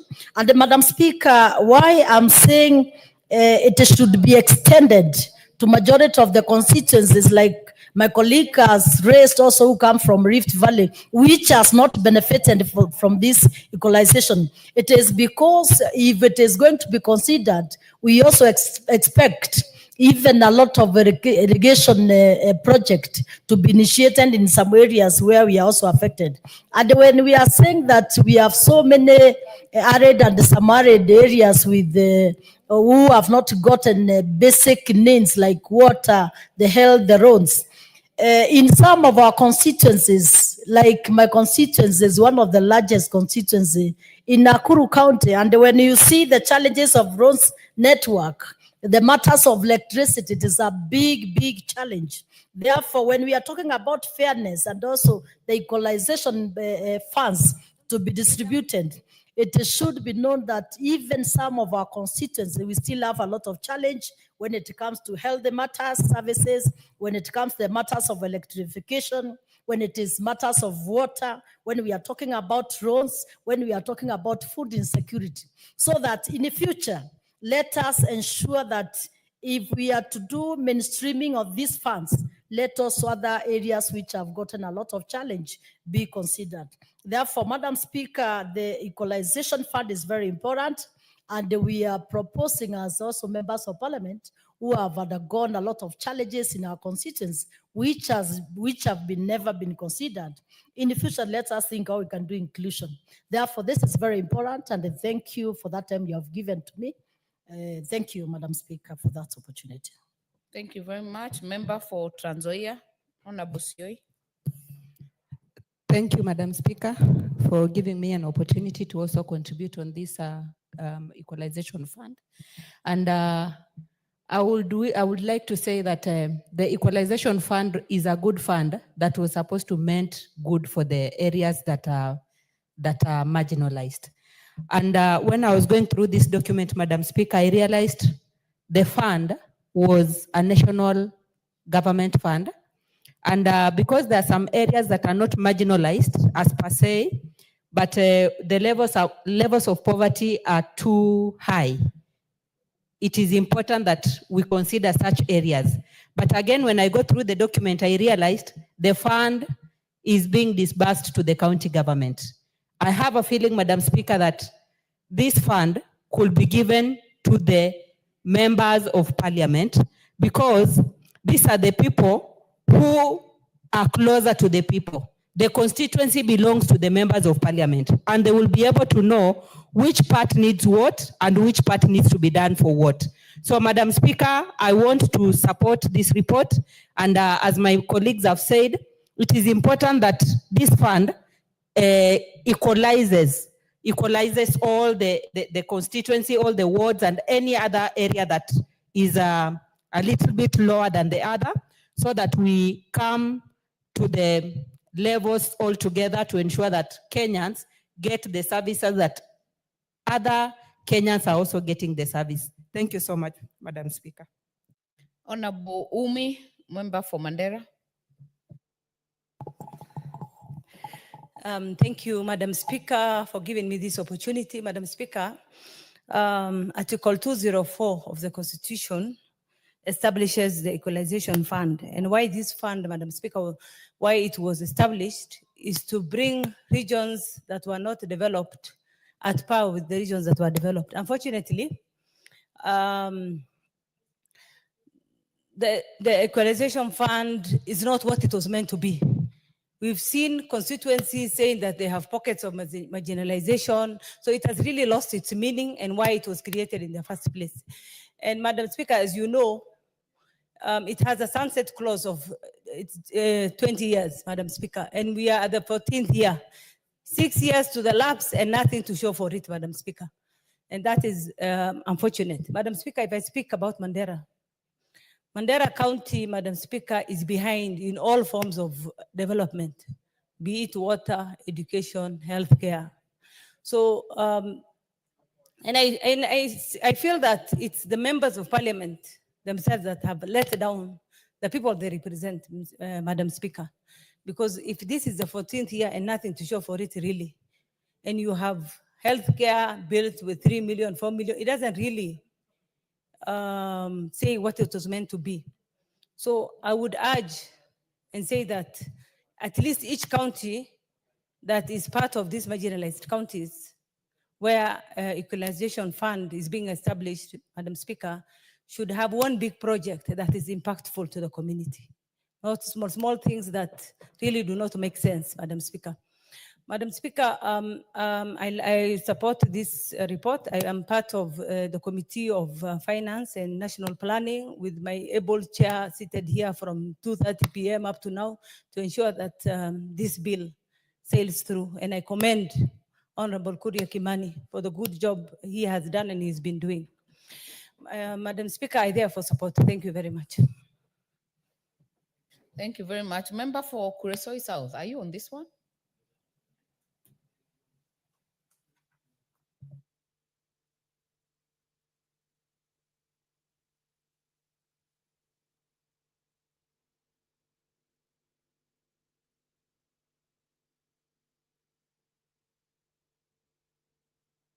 Honorable Tonui, hold on. Before you, Honorable Mudhoni, are you on this? Because Honorable Tonui, you've already spoken on this matter. You're on record. You're on record, so we'll give Honorable Dorothy, who is still walking on the aisle.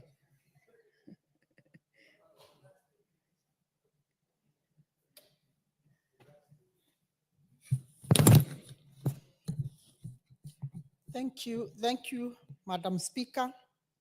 Madam Speaker, I too want to add my voice to this very important bill Administration Bill, Senate Bill number 14 of 2023. Honorable Madam Speaker, I want to straight away go to this equalization fund. Honorable Speaker, this fund is equally very important for us as a country because it is speaking out to areas that have been left behind for a number of many years. Areas that have suffered historical injustices in terms of roads, schools, hospitals, water, name it, all the necessary amenities which would make life more comfortable for the people living in those areas. Honorable Madam Speaker, as this may be, it is a fund that is supposed to sort out it's a constitutional mandate that has been given to us under Article 204, which requires the government to use the equalization fund to provide basic services in these marginalized areas. Honorable Madam Speaker, it's very disheartening to note that in the 21st century, there are areas where roads have not been opened up. There are no access roads.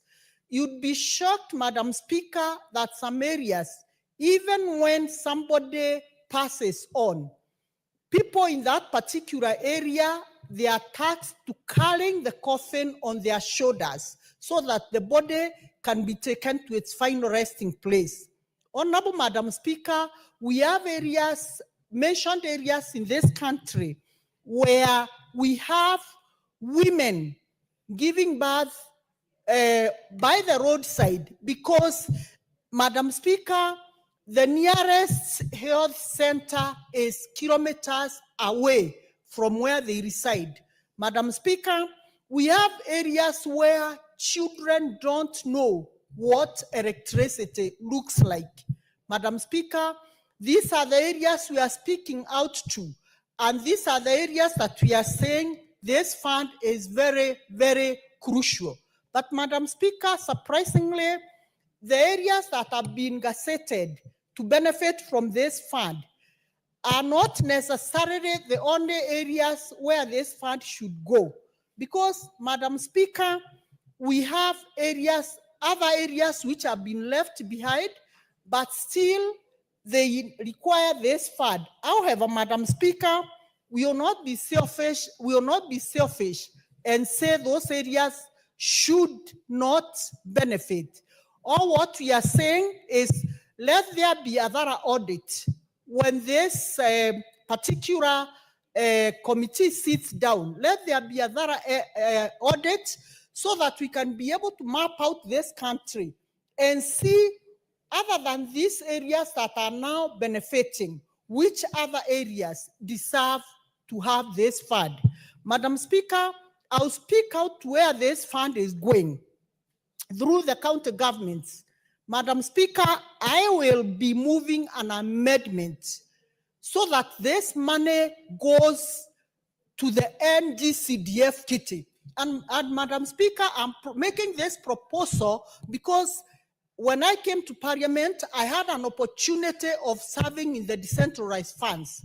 And Madam Speaker, without any fear of contradiction, I will say that I am a witness that NGCDF fund has been properly utilized in a majority of our constituencies. And in some of these areas, when you go and want to know what the county government has done with their funds, Madam Speaker, I want to say a resounding nil. So, Madam Speaker, I'll be moving that amendment, and I'm sure it will carry the day. Madam Speaker, I also want to say, let us also go back and do another audit on where this money was earlier disbursed so that we can find out if this money has been utilized in the right way or if money is just being given and people take advantage of the fund. Madam Speaker, also, I want to propose that as much as it's in the bill, I want to say, Madam Speaker, let us have uniformity in the way projects are being done in these areas. Because, Madam Speaker, it beats logic when you are given money to build classrooms and then the classrooms that are built are makeshift of classrooms, then we will never move from asking for this equalization fund.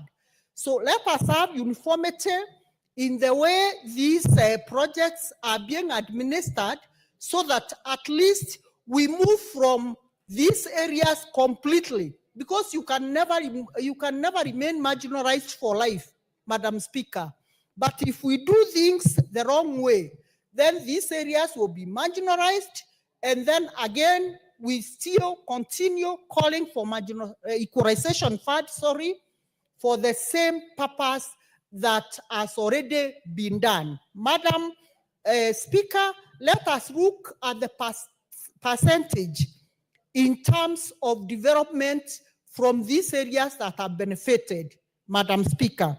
And Madam Speaker, I really want to say, if this fund is properly utilized, then it will be even a game changer in terms of sustainable development, Madam Speaker, because it will promote environmentally friendly and equal inclusivity of all the areas in this country in terms of development.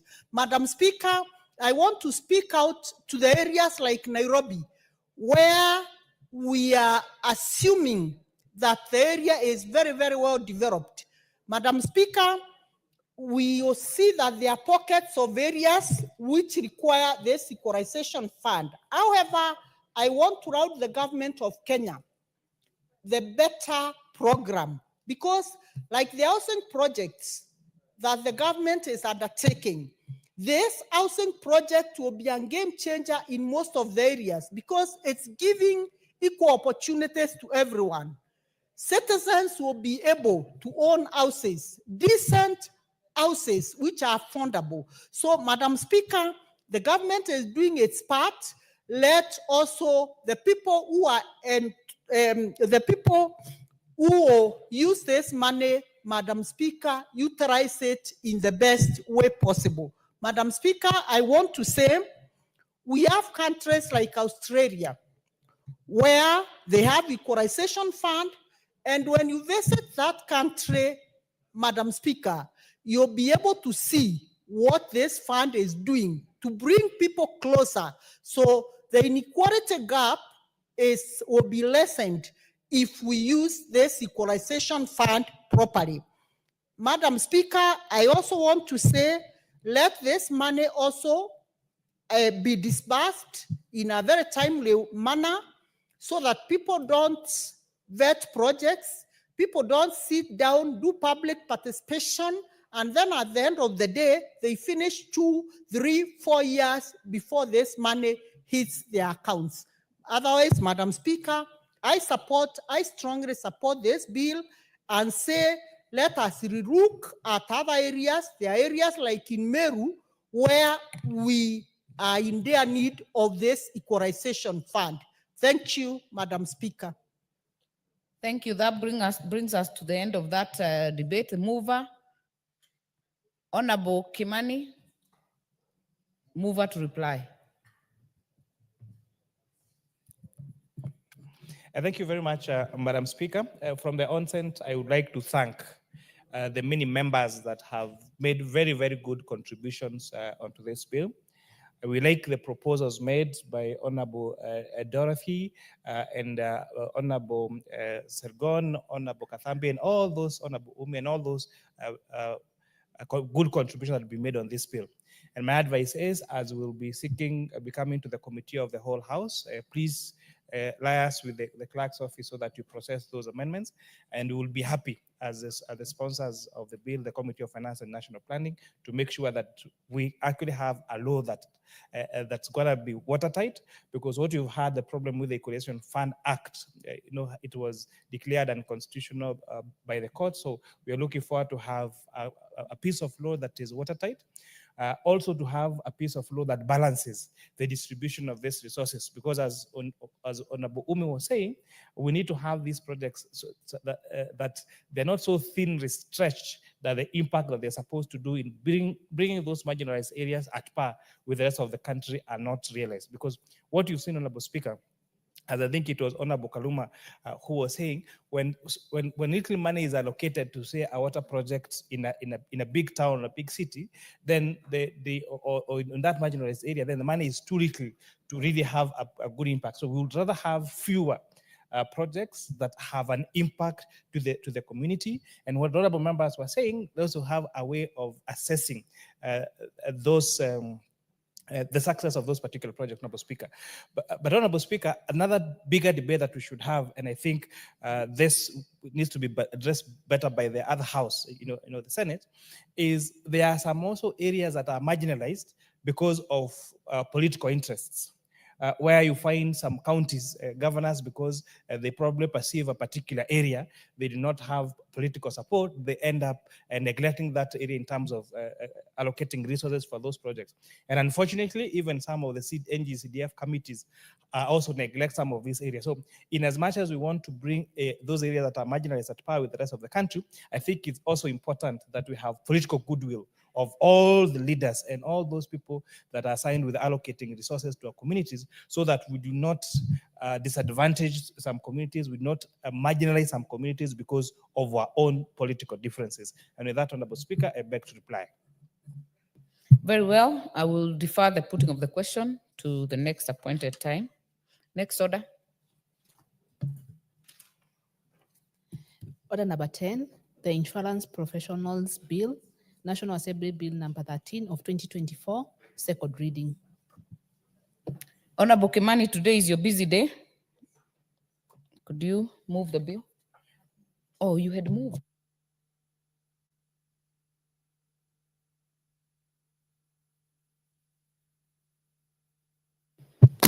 I'm told it was moved and seconded, so I will start with proposing the question. Honorable members, I will then propose a question that the Insurance Professionals Bill, National Assembly Bill number 13 of 2024, be read a second time.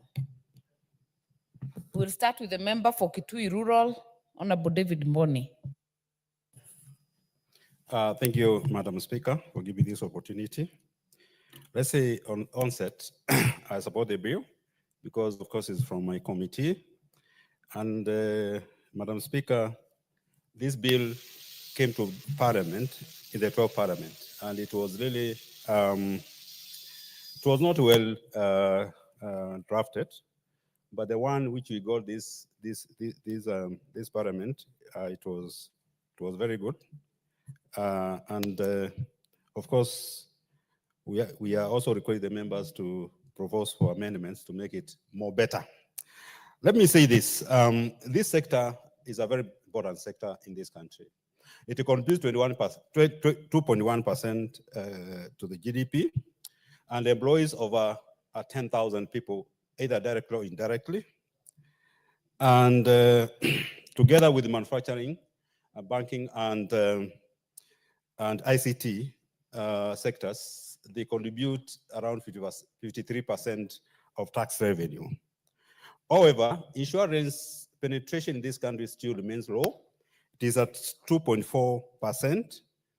The third largest, the third lowest in sub-Saharan Africa, and below global average of 7%. The sector facing a lot of challenges. One of them is public perception that the insurance agents are conmen, and therefore people really don't want to take insurances. And uncertainties in the market and cyber security risk, together with the workforce inefficiencies because some of the claims, they take too long to be honored. I have one which has taken like 3 months before I'm paid. And the last one is unfavorable government regulation framework, which has harbored the penetration of the insurance in the country. This bill is trying to address some of these challenges. And the main objective of the bill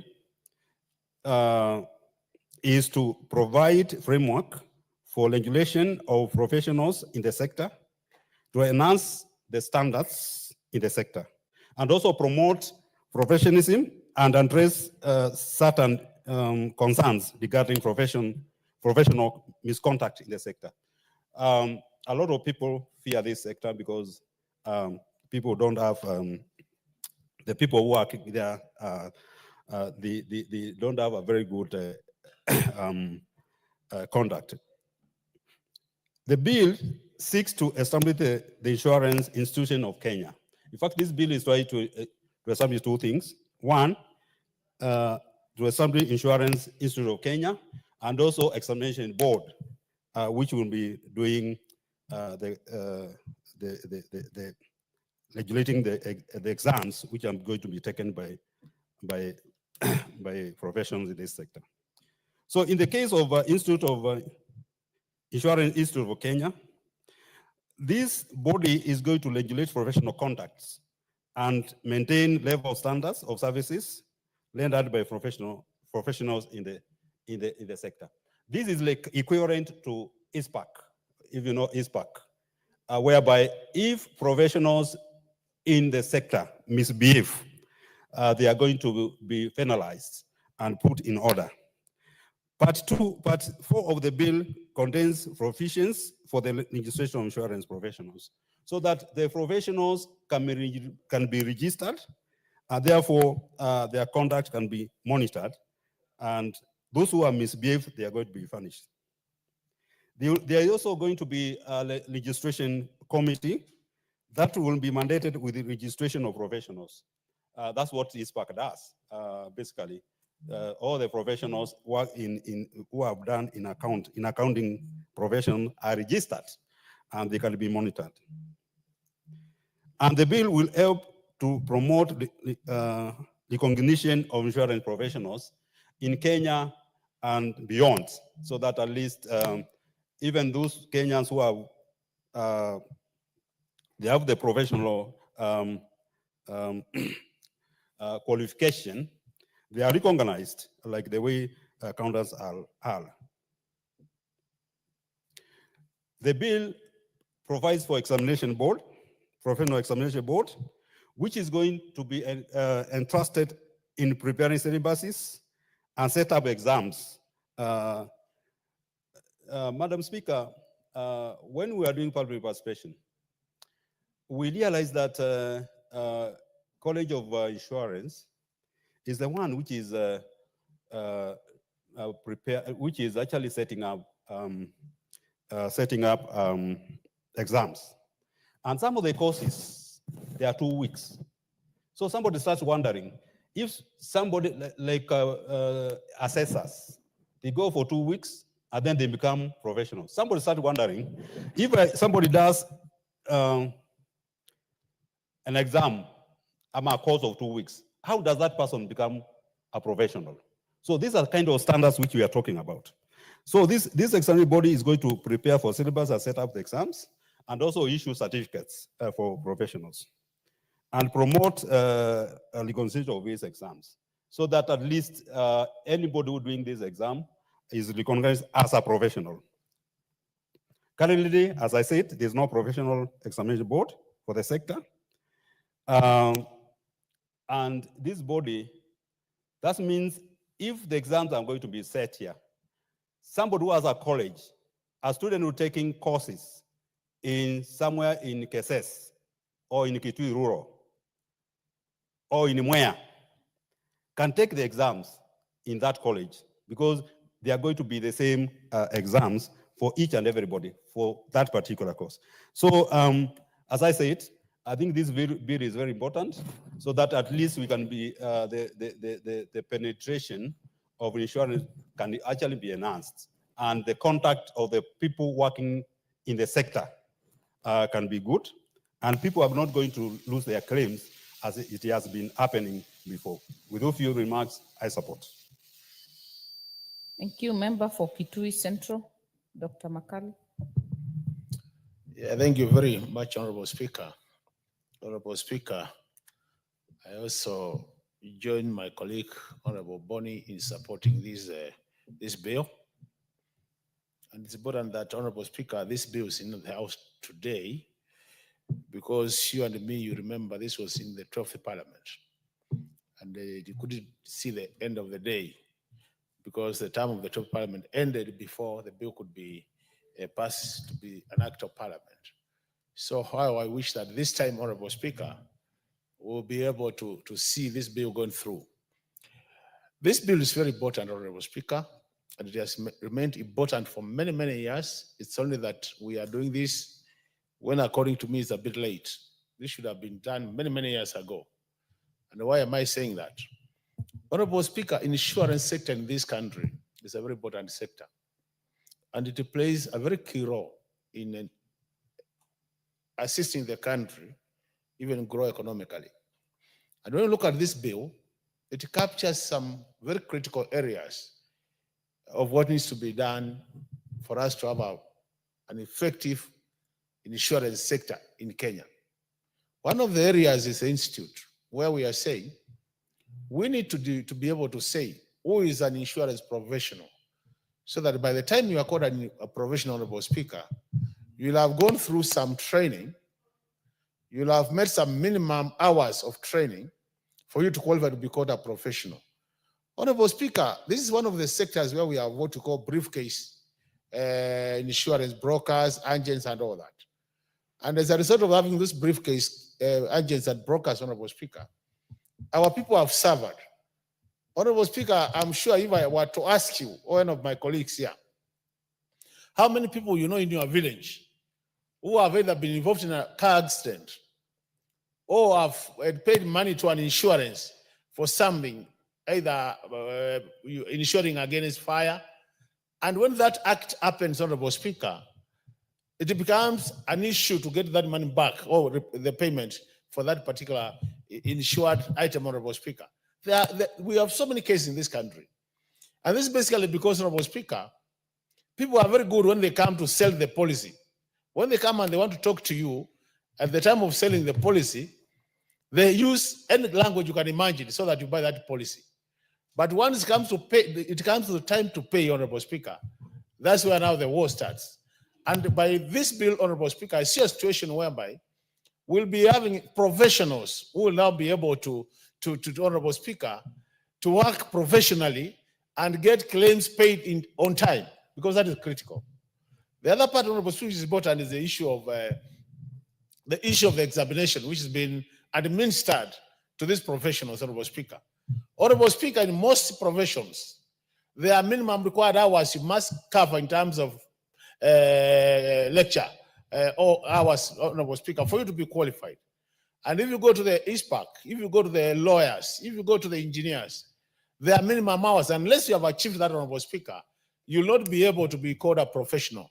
And that's why, Honorable Speaker, in this country, I've seen some universities who attempted to offer engineering degrees being actually deregistered by the Association of Engineers because they were not able to meet the minimum hours. So the same way, Honorable Speaker, through this bill, we'll be able to have professionals who have gone through some minimum hours of lecturing so that they become professional. In that case, you'll be standardizing the training so that if I get trained in part of this in Nairobi, or I get trained in Mombasa, or I get trained in Kisumu, at the end of the day, I'll be called a professional because I've met the minimum.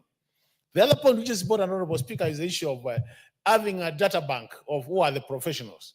So that, Honorable Speaker, if you wanted to know who is a professional in this country, in the insurance sector, we can, I think through this bill, they will be able to have some place you can either by a visit or by a click of a button, be able to know who is a professional. That will help Kenyans in terms of trying to differentiate between genuine professionals and brokers, Honorable Speaker, because there's so much money in this sector that brokers are more than the professionals. I would want to see that situation reversed, Honorable Speaker, where we have more professionals than brokers. If we get to that way, Honorable Speaker, we'll be helping the country. So even as the committee looks at this bill and pushes forward, I wish, Honorable Speaker, as a House, we need really to allow time for this bill to be passed by this House so that it becomes an act of Parliament and it can really improve our insurance sector. As I conclude, Honorable Speaker, I also want to urge the Insurance Regulatory Authority, because we have that regulatory authority, Insurance Regulatory Authority, Honorable Speaker, in this country. We know they are doing a good job, but there's those gaps we are mentioning, Honorable Speaker, where people have been involved in accidents, they have never been compensated. People have had their houses burnt and they already insured their houses, they're never compensated. And even when you're compensated, it takes so long for you to be compensated to an extent that then it doesn't help anybody, Honorable Speaker. So how I wish that through the regulatory authority, Honorable Speaker, we could be able to help Kenyans get their claims paid in good time so that they don't suffer, because the reason why you insure is that you are covered, and in case of an emergency, Honorable Speaker, you can be billed out. So with those many remarks, Honorable Speaker, I once more want to support this bill and request the House through the House Business Committee to allow time for this bill so that during the 13th Parliament, this bill becomes an act of Parliament. I thank you, Honorable Speaker. Thank you so much. Honorable Maingi.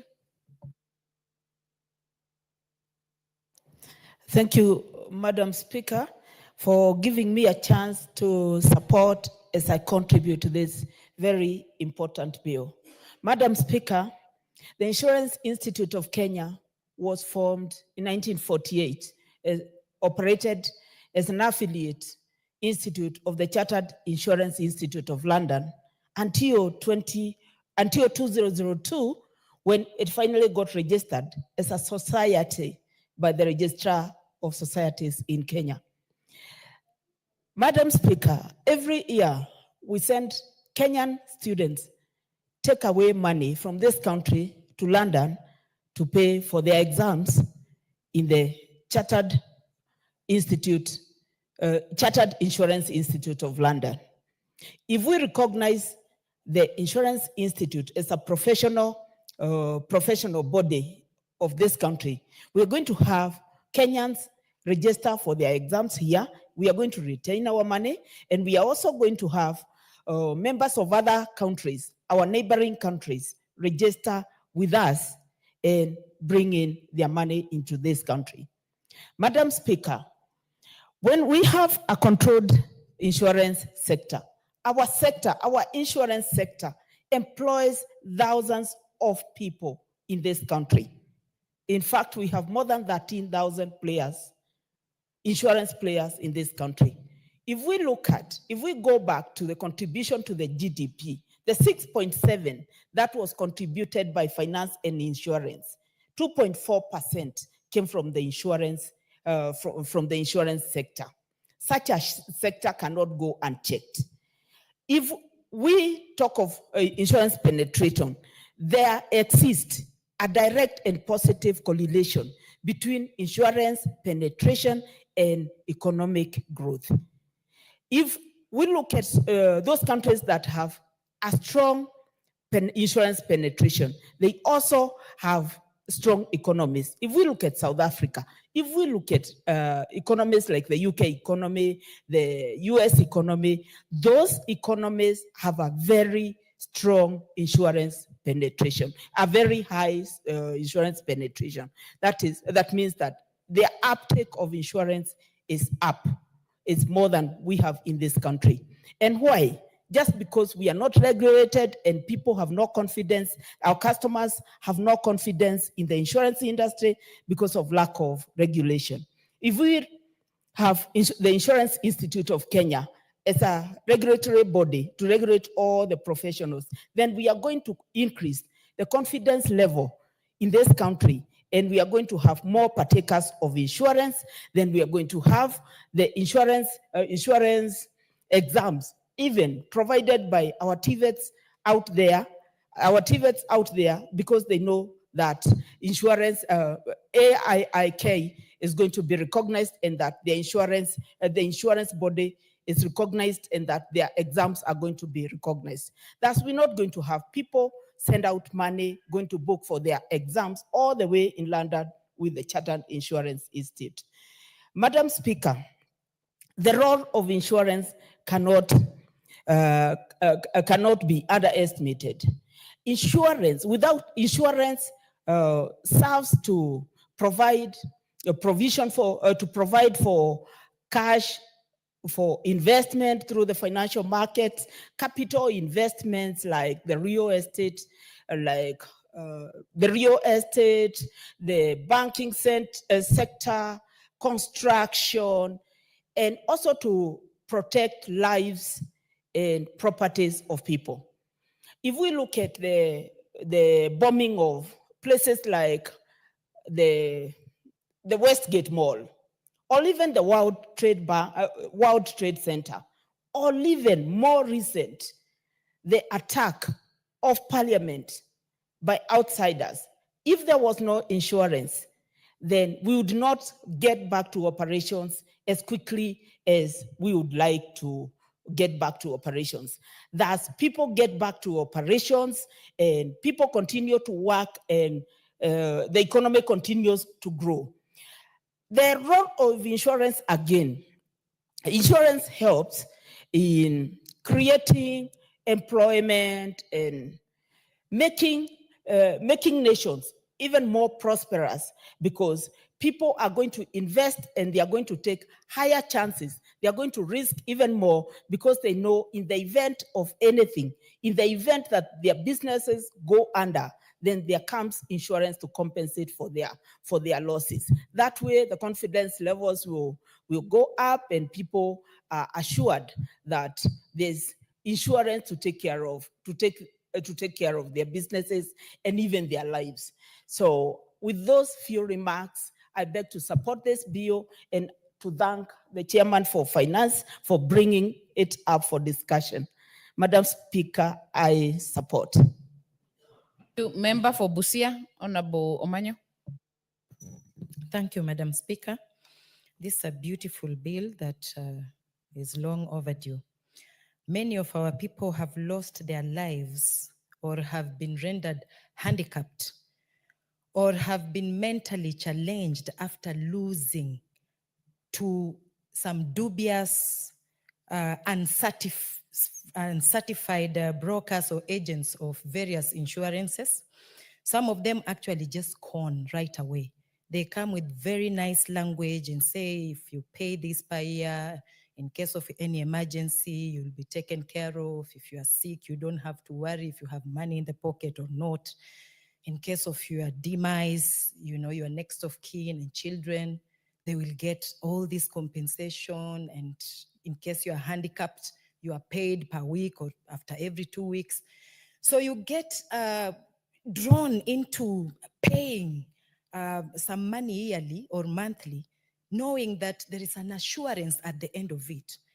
But as a country, we have to tie our string to the kite where we are truly assured, where we know that insurance brokers or agents are satisfied. And in case of anything, there is an institution or a body that we go to and ask that so and so, agent number this or broker firm this came to us and we got insured by your body and this is what has happened. And if they have a record or a data of every professional insurance person, then it will be easier to track if anything happens, if you were conned or truly you were maybe given a particular insurance, and then now they see into it what to do in case of that.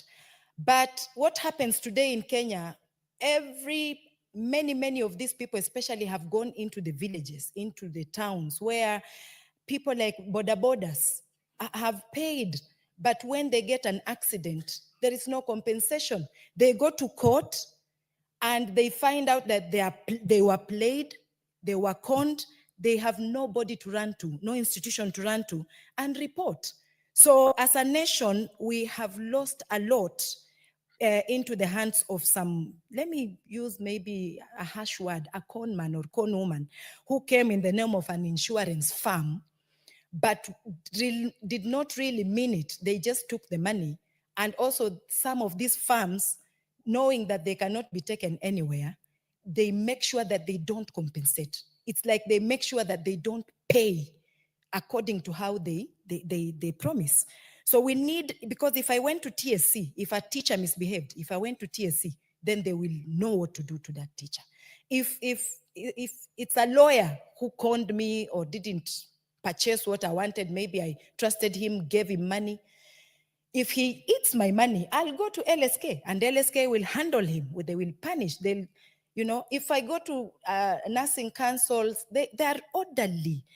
But when it comes to insurance, which body, I'm asking, which one do I go to and say that this broker or the agent took my money and I got this accident and up to date?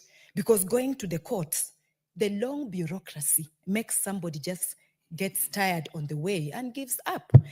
And that makes many people don't even trust these insurances. It has remained for only the upper class, and the upper class in Kenya are very few, maybe 10% of the Kenyan economy goes to the right few ones that are trusted. What I want here is an institution, a body that looks like LSK, but it's an insurance body. That looks like TSC, but it's an insurance body. A body that can give certificates to all agents that represent various insurance institutions. If they come with that certificate, then we can trust and do more and save lives, or not just deposit or keep giving to a place that is like, it's going just to, like they say in Swahili, kiendacho kwa mganga hakirudi. So it's a beautiful idea, but then what exactly do we do when we feel like we have been conned? Thank you, Madam Speaker. Very well, member for Keses, Honorable Ruto. Thank you so much, Madam Speaker, for this opportunity you've given to me. First of all, on onset, allow me to thank my chair for Finance and National Planning Committee, Honorable Kimani Kuria, for spearheading and steering away to ensure this particular bill is here in the floor of the House today. It has taken a length of time, knowing that it has gone through a lot of rigorous process, more so stakeholder engagement, which I participated. And Madam Speaker, to say the truth, I think this is one of the sector that has been lagging for quite some time. It is one of the sector that has a lot of interest in it. There are many players in the chain of this particular business. Those who are coming together, organizing themselves into an association, into a company called brokers, are people who find out an opportunity in doing or in trading in insurance covers. And for any other reason, it has also established many regulatory bodies that, if you look at the objective of these particular regulatory bodies, has got no divine and definite focus on the people in it.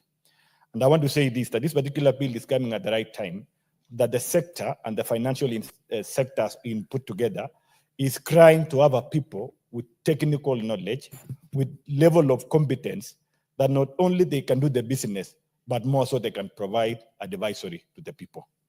Where many people have been suffering from lack of understanding of kind of insurance covers to take or policy to take for that purpose, to secure or to protect their interest in terms of business or even life. Why? Because anybody who finds an opportunity or lacks unemployment, because we all understand the level of unemployment in this country, like any other country in the world, is rising every now and then. Somebody wakes up today, he finds himself in the industry, or she finds himself in the industry just because it can give an earning at the end of the day. And what has happened there, it has caused a lot of chaos and confusion. Sometimes many people have lost their values, their monies, even what they thought they have covered the risk in it, because they were not guided well.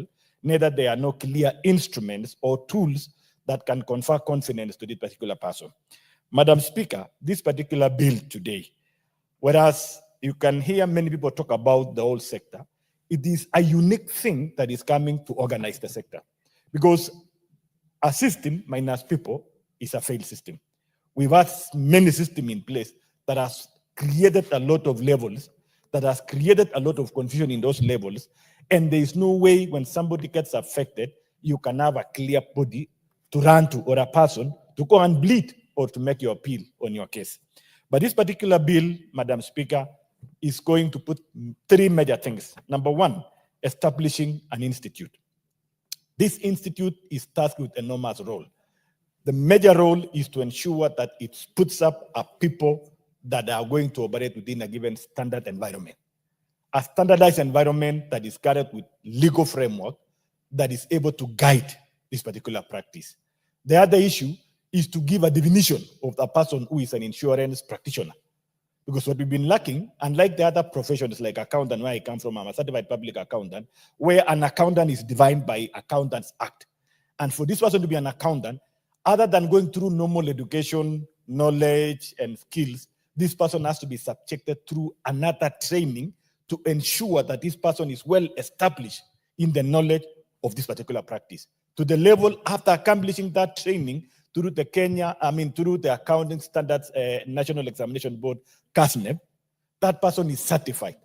And that person is subjected to another institute called ISPAC, where they are going to register, after also going to ensure that they have taken through proper training and test and ensure they have been subjected through a given practitioner, a given professional, and this person is well assured that he has knowledge enough to be able to deduce or to be able to discharge that particular duty.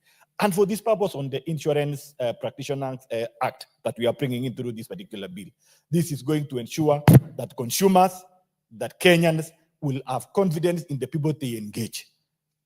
Look at the Matatu sector, the way there's a lot of chaos in it. Some people have found an opportunity in it, and people lose a lot of money. We have an emerging issues like border sector, Madam Speaker, where we even don't understand how to evaluate the risk, because we have no people who have come up with a policy on evaluating a risk of a customer who sits spare without anything supporting. And they are moving in the same road with a lot of risk and vehicles. Many cases of accidents has happened. If you come to Motiching and the Farrell, they even have a dedicated facility to address the issues.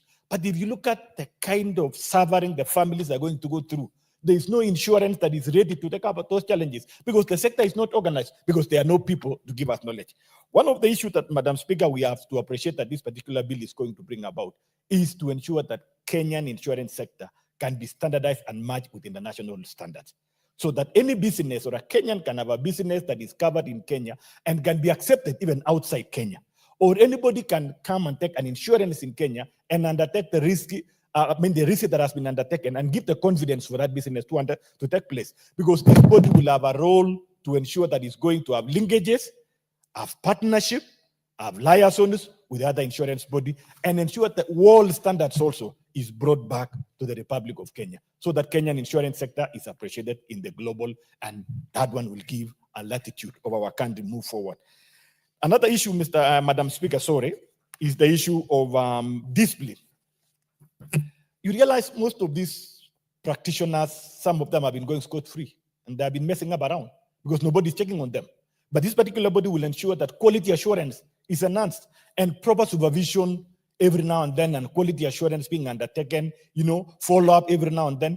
And not only that one, even the issue of continuous professional development trainings. Because this particular institute will ensure CBD is provided for the practitioners, so that where there are emerging issues in the sector, the practitioners have an opportunity to be acquainted with, and they ensure that they are able to discharge their duty in a manner that is able to befit the required situation at that particular moment.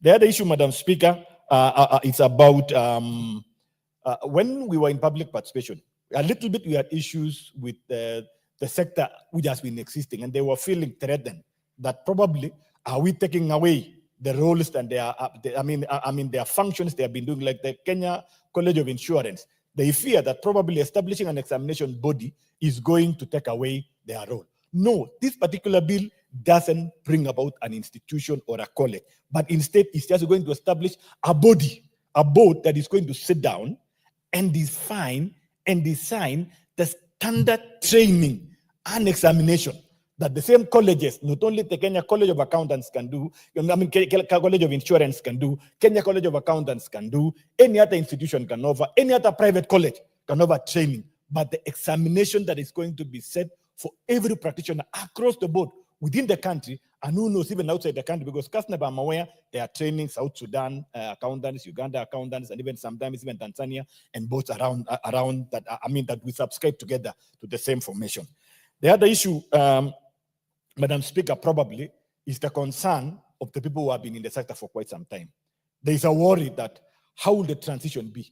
Now that this sector is being organized, mine is to call out that during implementation, we also need to get cognizant of the people who have developed the interest for quite some time, though they don't have the knowledge on how they're going to do, so that we have a soft way of adopting them into the system through training and giving them that opportunity. Because by virtue of being them there for some time, you cannot move somebody today. Now that you're going to regulate the sector, you cannot have this person and move out of the market.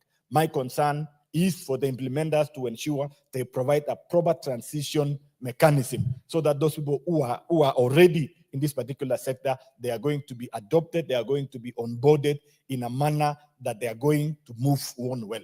But nonetheless to say, I'm sure, again, it will provide a better mechanism to sieve out those who have been lying to the people, those who have been camouflaging as insurers, and yet they have not gone through training. May I not mention anybody, but we saw the other day some people given names qualified for a given profession, but we saw an institution coming out stronger and say, look at this. We are not aware in our register, in our role of register, that so and so has been trained and has been qualified and has earned the name, duly named, that are given or that are reserved professionals for this name. And we saw everything change. Because if you are not careful, you realize this market will get confused, and in future we will have no people to be relied upon. So this particular one, I'm calling upon this one, and not only insurance. There are many other professionals that we need to look at. I'm also proposing a bill to ensure we also standardize banking sector, we standardize procurement sector also, because it's another area also that we've been looking at a lot of challenges on procurement corruption. We also need to organize this. With that much I've said, thank you so much, Madam Speaker. Very well. Member for West Mugirango, Honorable Mogaka. I want to thank you, Madam Speaker, for giving me the opportunity to make a contribution. And as I do that, permit me to thank and congratulate our Chair of Finance for scoring yet another first for the 13th Parliament by bringing this bill that is going to go a long way to regulate one of the major players in the finance sector, an intermediary which has hitherto been not regulated. This law, Madam Speaker, is so key so that even if you are talking about life insurance, medical, property, personal accident, motor, all these insurances are offered as products in this republic in a market that is so porous that everybody carries themselves as an insurer. This proposed bill, Madam Speaker, will now define what a professional is in the insurance sector, whether a surveyor, whether a consultant, so that then we are able to assign responsibilities to the various practitioners in the industry as defined in Section 2 of this bill.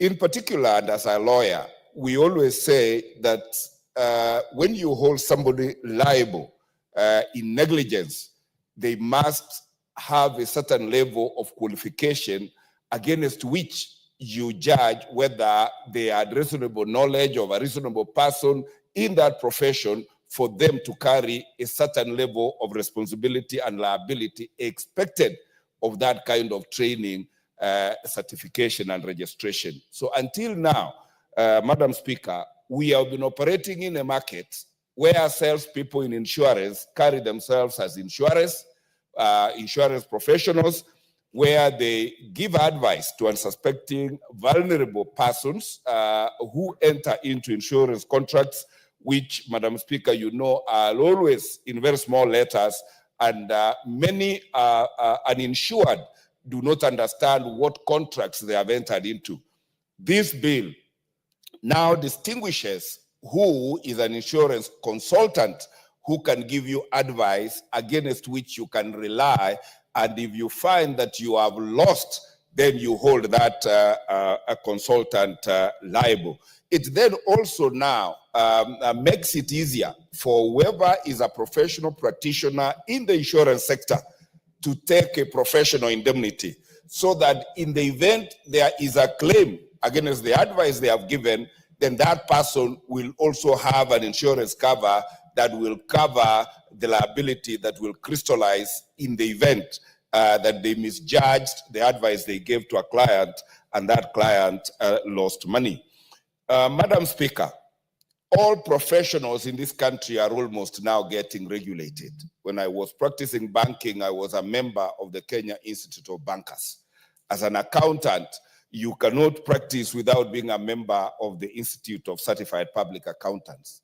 Even human resource practitioners have a law now regulating and defining who professionals in that sector is, and so are the marketers, engineers, medics, even teachers and people in ICT. So this bill was long overdue, and the insurance sector should be celebrating that this 13th Parliament has lifted them from a general market to a professional practice that now will ensure that we do not allow quacks to operate in that sector. Madam Speaker, through this bill, we will be standardizing both the qualifications, registration, and conduct of practitioners in this profession. And once we have standardized, that opens our gates to globalization so that any insurance inquiry around the world can go into a website and establish what is it that is required to practice as an insurance professional in this republic. Otherwise, so far, we have been having a very unscrupulous business people walking into Kenya, setting out brokerage businesses, using a license of a certain broker who is not practicing, and they continue doing business even when they are aliens in this country. This bill will resolve that problem and ensure that only licensed practitioners and qualified are allowed to practice in this country. I want to join and support the member for cases who said that as we introduce this bill, and I would suggest to the Chair of Finance, there is already a practice in the insurance profession in this country without this law. And therefore, if this law or this bill gets assented to, we need to inbuild the transition clauses that will not bastardize those who are already practicing in this economy, but give them a grace period for them to comply, because that is how civilized countries and civilized nations like Kenya is always practice. And through these parliamentary proceedings, let those who do not have this kind of qualification start preparing for them, because we want all the time to put our country on the national platform on a competitive edge so that we can be active participants in the global financial market. I want to thank the chair and the committee, and I want to thank you one more, Madam Speaker, for making me voice.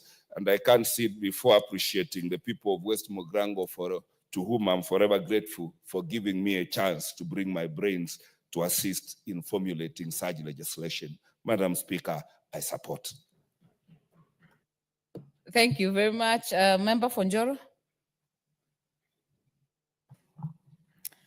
Thank you very much, Madam Speaker. Once again, allow me to thank you for once again granting me to contribute to the Insurance Professional Bill 2024, which has been spearheaded by my neighbor in Molo constituency, where we border with Njoro, my constituency, for this fantastic professional bill.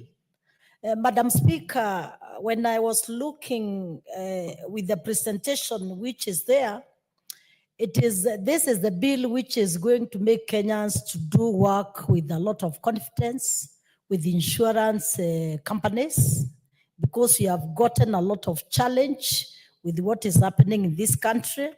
And Madam Speaker, another thing which I appreciate with what the bill is talking about is the first question I'm asking. When Kenyans want to go and learn about the matters of insurance, where do they go? And Madam Speaker, when I see if Kenyans wanted to travel from Turkana, probably from Nakuru, maybe northern part of Kenya, maybe Pokot or coast, The only place they can go for learning matters of insurance, it's only in Nairobi College of Insurance. Therefore, Madam Speaker, what this bill is also trying to do, it is trying to make sure that Kenyans can be empowered in their different respective areas, that it allows that even the institutions we have in our respective constituencies, like the TVET, like the universities and other registered organizations on the matters of education, they can also empower our Kenyans, making it easier for each one of us, of them. Therefore, Madam Speaker, another thing I've also realized what this bill is going to do, it is going to make it very clear on the structures and also make it simple for quick communication and also introduce good accountability. Because, Madam Speaker, we have gotten a lot of challenges in this country where Kenyans insure their properties, but when an accident has occurred, we find most of illegal and the brokers and also people we don't even understand where they do the operations from. We realize the last minute when Kenyans have gotten some challenges, then they can no longer be found. Therefore, Madam Speaker, this will really assist Kenyans to realize, to know whom they can work with on matters of insurances, because you have lost a lot of money, a lot of property through dubious also insurance firms. Therefore, we would love to have professionals, like the way we have marketers professionals. Myself, I'm a marketer.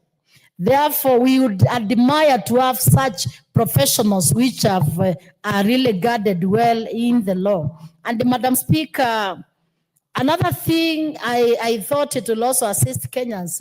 I sometimes ask if Kenya was traveling to Uganda or to Tanzania, and probably there was an accident with a foreign vehicle in a foreign country, what would happen? Therefore, when I saw this bill, it's also making sure that it has covered professionals in Kenya and the East Africa region. I find it will assist us, Madam Speaker. And another thing also I have loved about it, it is because the same bill establishes the Insurance Institute of Kenya, which becomes a professional organ, which is really going to guide and to come up with the right procedures and the processes to ensure that there's also good conduct and also to install disciplines in this country. And Madam Speaker, why I seriously supported, I had also a challenge this year where I just wanted to renew my insurance. And by coincidence, where I was going, I did not even tell people whom I was. And I realized someone was even trying to come up like, we cannot insure your vehicle. There's a claim raised against your vehicle. And actually, it was a pure lie. Therefore, Madam Speaker, I am expecting this bill is going to make a lot of transparency also. It is going to ensure that there is a proper communication. There is also right information, because most of the times, another problem Kenyans have, it's where after you have gotten a problem, there is lack of right information, and sometimes there's a lot of hide and seek. Therefore, Kenyans suffer so much. For KK, Kimani Kuria, who has come up with this bill, we support it. Probably it is now our responsibility to find where we can improve it so that our Kenyans can benefit it. Thank you so much, Madam Speaker, for that opportunity. And this was good work by the committee, which has been led by KK. Thank you so much. Thank you very much. Member for Elders, Honorable Kainan. Thank you, Madam Speaker. Madam Speaker, I'm a member of the committee. And this bill has come at a time when this country is faced with many challenges. Madam Speaker, the insurance sector plays a critical role in the economic stability by providing financial security against risks and uncertainties. And that is the very basic definition of insurance. In Kenya, Madam Speaker, and first of all, I must admit that I have an interest in this sector.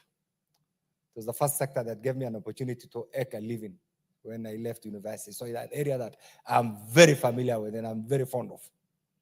Madam Speaker, in Kenya, the industry has witnessed a significant growth, necessitating the establishment of a robust regulatory framework to uphold professionalism and integrity and safeguard the consumers against many risks, Madam Speaker. Madam Speaker, this is an industry that has been associated with fraud, with many other illegal street activities.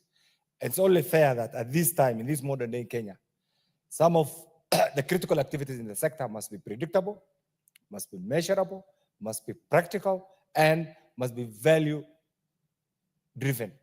And this is one thing that this sector has lacked, and this bill attempts to provide this, Madam Speaker. And therefore, recognizing this need, this bill, this proposed bill, seeks to institutionalize the regulation of or regulatory framework for the entire insurance industry professional, Madam Speaker, through a structured oversight mechanism. Over the years, many players in this sector have very resisted, just like many other sectors, to come under one structured professional entity. And you understand the reasons, Madam Speaker. Madam Speaker, the proposed bill also represents a significant step towards strengthening Kenya's insurance sector by instituting a regulatory oversight, enhancing professionalism, and protecting consumers. Consumers, Madam Speaker, one of the principles of insurance, Madam Speaker, the 7 principles I must admit, is you must act in utmost good faith. Can you define this? Can you quantify this, Madam Speaker? In this modern day Kenya, it's difficult. Utmost good faith is one of the first principles. The second principle, Madam Speaker, is you must indemnify the consumer. That very person who has taken this cover. The other bit is, but it must also contribute to the welfare of that particular individual, that particular insurer, Madam Speaker. The other principle is it must minimize loss. That's why you take a cover. In case this happens, I must get this in return. For that to happen, Madam Speaker, both the insurer and the consumer must have some sort of an understanding. Previously, it was in good faith. Can that continue in this modern dialogue where artificial intelligence, where all sort of groupings have taken over the global business system, Madam Speaker? Madam Speaker, the other one is you must have an insurable interest. And this is why today in this modern day Kenya, that itself has been a debatable issue, Madam Speaker. Madam Speaker, addressing these implementation gaps, Madam Speaker, or reality gap, Madam Speaker, requires a robust, and of course, we must also admit that the public, the Kenyan public is so much, informed. The atmosphere is pregnant with certain expectations when you talk about the benefits of a certain sector. That expectation must be met by who? By the sector. Through who? Through the professionals. In what mechanism? Through a legally acceptable mechanism, Madam Speaker. And this is one thing that we have struggled to do, Madam Speaker. And therefore, what addressing this implementation gaps, Madam Speaker, requires a robust dispute resolution mechanism that will be crucial in realizing the full potential of having an insurer, Madam Speaker. These refinements, the bill can effectively therefore mean the essence, actually. And I want to commend those who come up with, those who have contextualized this brilliant idea, Madam Speaker, effectively transforms the insurance landscape, fostering a trustworthy, efficient, locally and globally competitive industry. And Madam Speaker, once this is done, it provides employment opportunities for many Kenyans. It contributes to the economic well-being, Madam Speaker. It also contributes to the capital growth and the wealth growth of the people of Kenya, Madam Speaker. And it makes Kenya an investment destination, Madam Speaker, because insurance attracts a lot of capital investment on what I can call hot monies. You must have had this. The individuals, Madam Speaker, or regions that have a lot of resources and are looking forward to areas where they can invest, Madam Speaker. And therefore, the bill provides regulation for insurance professionals. These professionals are just like other professionals. The lawyers have the Law Society of Kenya. The accountants have the accountants. Madam Speaker, the architects have the engineers have this. So the professionals in this particular industry who have resisted over the years come in under one professional entity. The bill QS by proposing to establish 3 critical regulatory entities, Madam Speaker. And these are the Insurance Institute of Kenya, the Insurance Professionals Examination Board, and the Registration of Insurance Professionals Committee, Madam Speaker. These entities will not only examine, will not register, will not only regulate insurance professionals to uphold ethical conduct and mandate industry standards, but will formalize structures that the practitioners are expected to adhere to in their everyday professional engagement, Madam Speaker. Madam Speaker, secondly, the bill also attempts to bring professional standards. You are not just every quack who has a piece of paper, who can go to the streets, talk to Sweet Talk, a motor vehicle owner, an individual who is struggling to have life insurance, a medical insurance, must meet certain professional standards, meaning you are expected to undertake a minimum professionally driven, professionally centered, professional-oriented examination so that you understand the dynamics of that particular sector. So it's not going to be a free-for-all industry where every person is expected to carry a business card, a bag, and pretend to be an agent of any particular entity. And I'm glad that this has been proposed in the bill. And therefore, Madam Speaker, this being a financial sector, any financial sector, professionalism and adherence to ethical codes are paramount. And this is critical in this bill. Therefore, by mandating stringent qualification criteria and continuous oversight, Madam Speaker, the bill aims to elevate the level of confidence, competence, and integrity among insurance professionals to any other critical financial, Madam Speaker, profession. Therefore, once this is done, this in turn will foster confidence in the sector, reinforcing credibility, because I said one of the principles of insurance is to act in utmost good faith.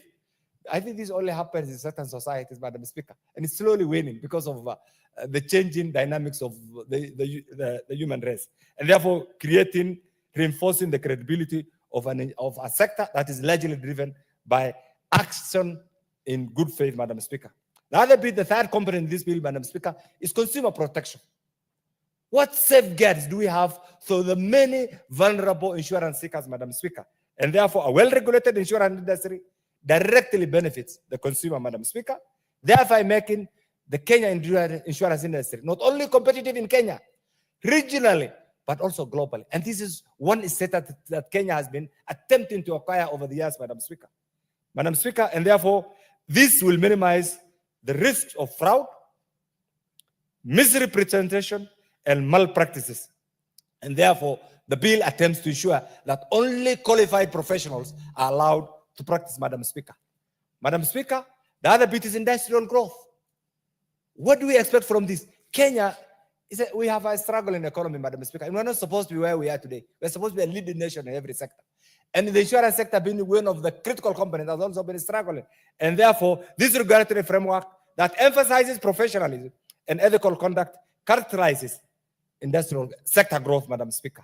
And therefore, by instilling sector confidence and fostering best practices, the bill attempts to position Kenya as a critical insurance sector, not only in Kenya, not only in East Africa, not only south of Sahara, not only the African continent, but, Madam Speaker, globally. And this is the status that each of us must also be proud of. Madam Speaker, however, though, there are certain gaps. There are certain gaps that we must also look at. How is this generous institutional?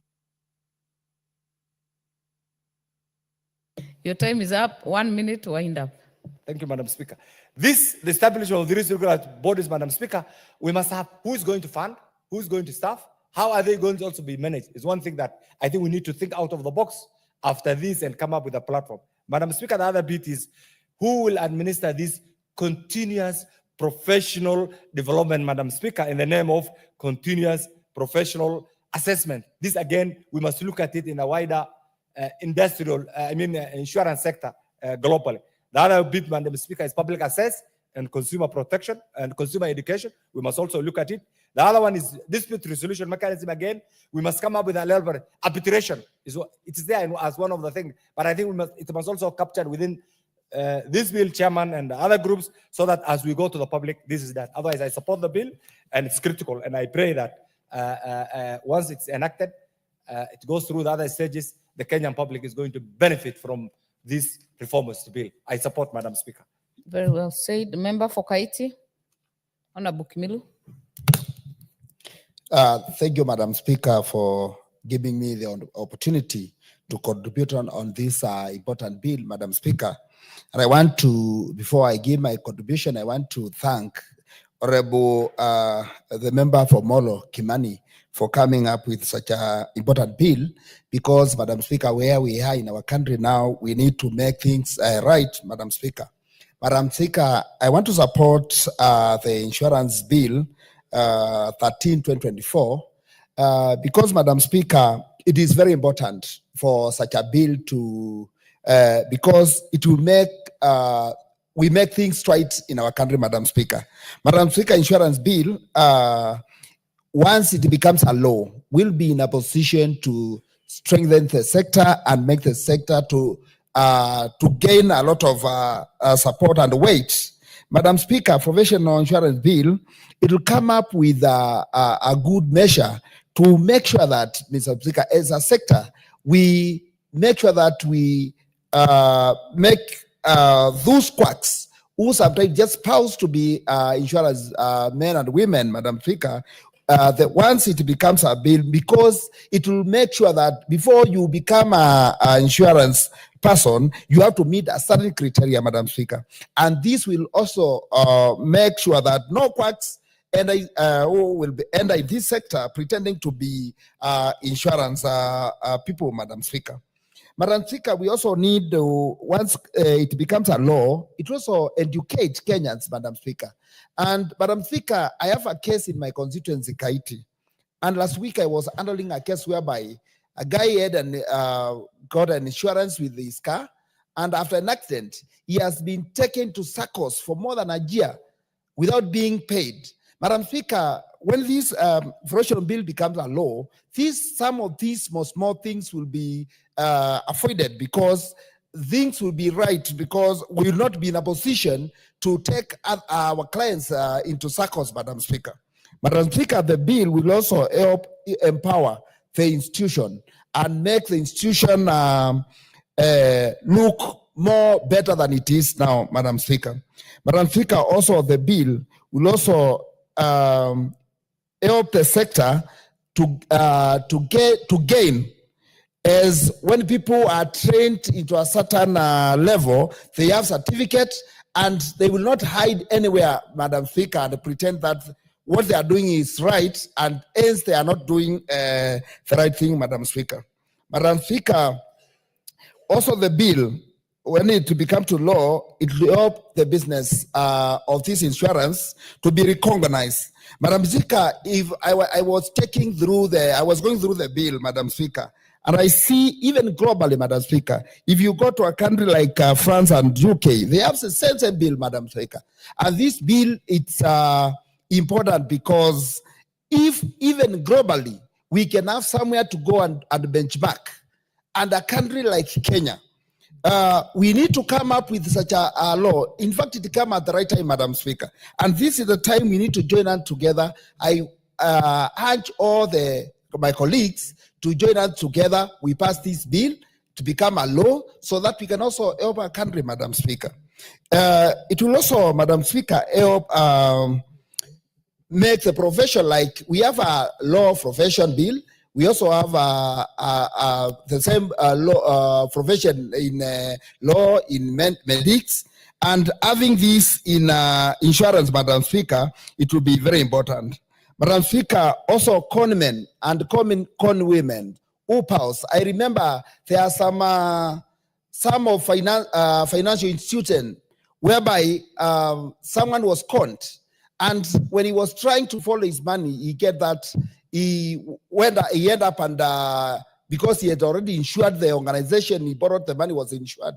But he ended up losing a lot of money because there were no offices, there were no any structure on the insurance, Madam Speaker. So, Madam Speaker, putting good structure in our institution, Madam Speaker, it will help this country. And Madam Speaker, because I can see time is running and also want my colleagues to contribute, I support, Madam Speaker. Very well. Member for Kitui West, Honorable Nyenze. Thank you, Madam Speaker, for giving me this opportunity to also hear my views on this great bill on insurance. Let me take this opportunity to also congratulate a Member of Parliament, Molo, Ms. Honorable Kimani, for bringing such a bill. Madam Speaker, I note that this is a bill which will make provision for establishment of an institute, an insurance institute of Kenya, and also come up with the insurance professionals, examination body for the professionals, and also come up with a board which will do the same. And this will provide for examination.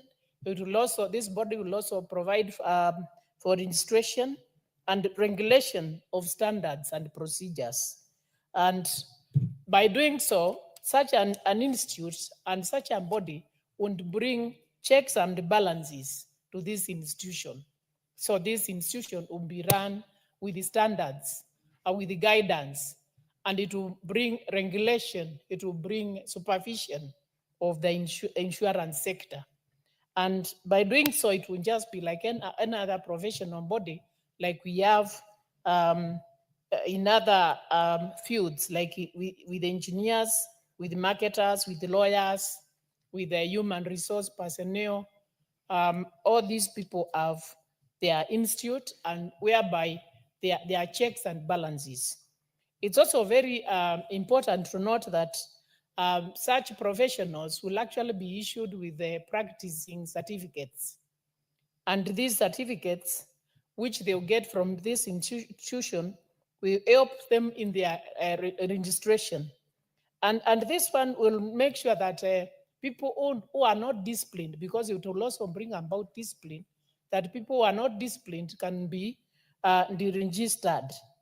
And this one will be through a disciplinary committee, which will ensure that these people follow the procedures and the rules which are set out in the institute. Madam Speaker, we find a lot of conmen, and also as a result, and quacks, and also blockers who are not serious with the work of insurance, but they have found themselves there without the qualifications. And these ones have meant even the ones who are qualified lose trust in the insurance, especially with the investment with insurance. Most Kenyans doubt whether when you invest through an insurance, by the end of the day, you'll get your deals.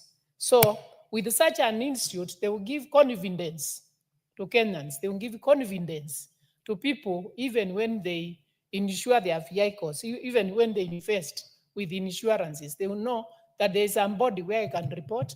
There is somebody which takes care of discipline.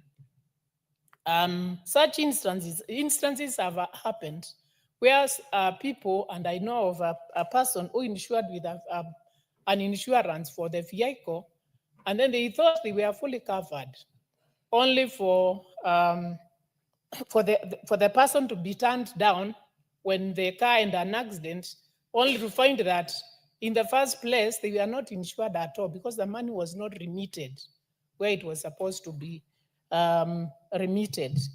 And such an institute and such a body would ensure that there are checks and balances, and the people would have confidence in this institution.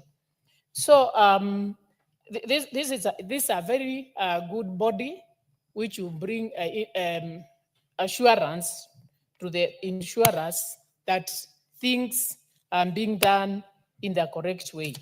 So with all those main remarks, Madam Speaker, I support the bill. Thank you. Thank you. Member for Kuresoi South, you're not visible on my screen. Next to you. Thank you, Madam Speaker, for giving me this opportunity to add my voice in this important bill. First and foremost, I would like to take this opportunity to thank Honorable Kimane Kuria, MP for Molo, for coming up with this bill. That is the Insurance Professional Bill 2024. And from the onset, Madam Speaker, I want to say that I support this bill. I have just looked at the bill, and Madam Speaker, I want to say that this bill will bring a lot of sanity in the insurance industry. This bill has just come at the right time. People have suffered for long. The principle of insurance, there is the principle of indemnity. And the principle of indemnity is to bring back the person who has suffered from a loss to his former position financially. But people have suffered because they've been dealing with the wrong people. When accidents occur, you find those people disappearing. So, Madam Speaker, I can see now this bill bringing in a lot of professionalism in the industry. And therefore, professional misconduct will be a thing of the past. Madam Speaker, this bill also provides for insurance professional examinations board, which will be preparing for syllabuses for the insurance. It will also be issuing certificates. So in brief, Madam Speaker, I want to say once again that this bill has just come at the right time. And once it becomes a law, I want to encourage my colleague. We sensitize our people to register properties with various insurance companies.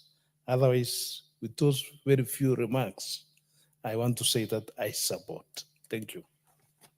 Thank you. There being no more interest on this bill, I call the mover to reply. Thank you very much, Honorable Speaker. And again, I want to thank the members of my Committee on Finance and National Planning for the input that you've put on this bill. And I would like also to single out Honorable Kinan, who has also sat through this debate this afternoon. I have thoroughly enjoyed the contributions that have been made by all the honorable members that have spoken. And I want to assure you that the views that you made are going to use that to enrich this particular piece of legislation. And maybe as a reply, one of the issues that I think was raised by the MP for Funyula when seconding was on the question on the fourth schedule, which provides for establishment of a disciplinary process for these particular insurance professionals.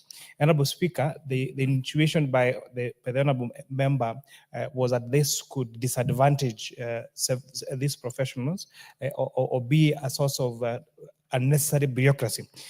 And maybe I checked through what other pieces of legislation that registered on professionals have said. And if you look at the Accountants Act that regulates CPAs and company secretaries, there is a disciplinary process provided for in the 5th schedule. The Engineers Act has part 7 that also provides for disciplinary process. The Human Resource Management Professionals Act has Part 5 that also provides for disciplinary process. The Advocate Act, Part 11, also provides for a disciplinary process. So this particular provision of a disciplinary process is not any different from what has been provided for in the other piece of legislation. So we are hoping to accommodate as many of those remarks by honorable members as possible during Committee of the Whole House and ensure again that we have a very good piece of legislation. On the question by Honorable Kinan on the exchequer, I think it's important to clarify that we have expressly provided that this particular institute will not have to be funded by the exchequer because the exams that will be administered would be paid for by the students, and therefore there will not be any need to have it burden taxpayers any further. With that, Honorable Speaker, I beg to reply and thank everyone that has contributed immensely to this particular great piece of legislation, and to thank the people of Molo constituency for giving me a chance to serve in this parliament. And when they told me when they come to parliament, they want to see the MP proposing good laws for this country. And this is one of them. Thank you, Honorable Speaker. Thank you very much. Honorable members, we will defer the putting of the question to the next appointed time.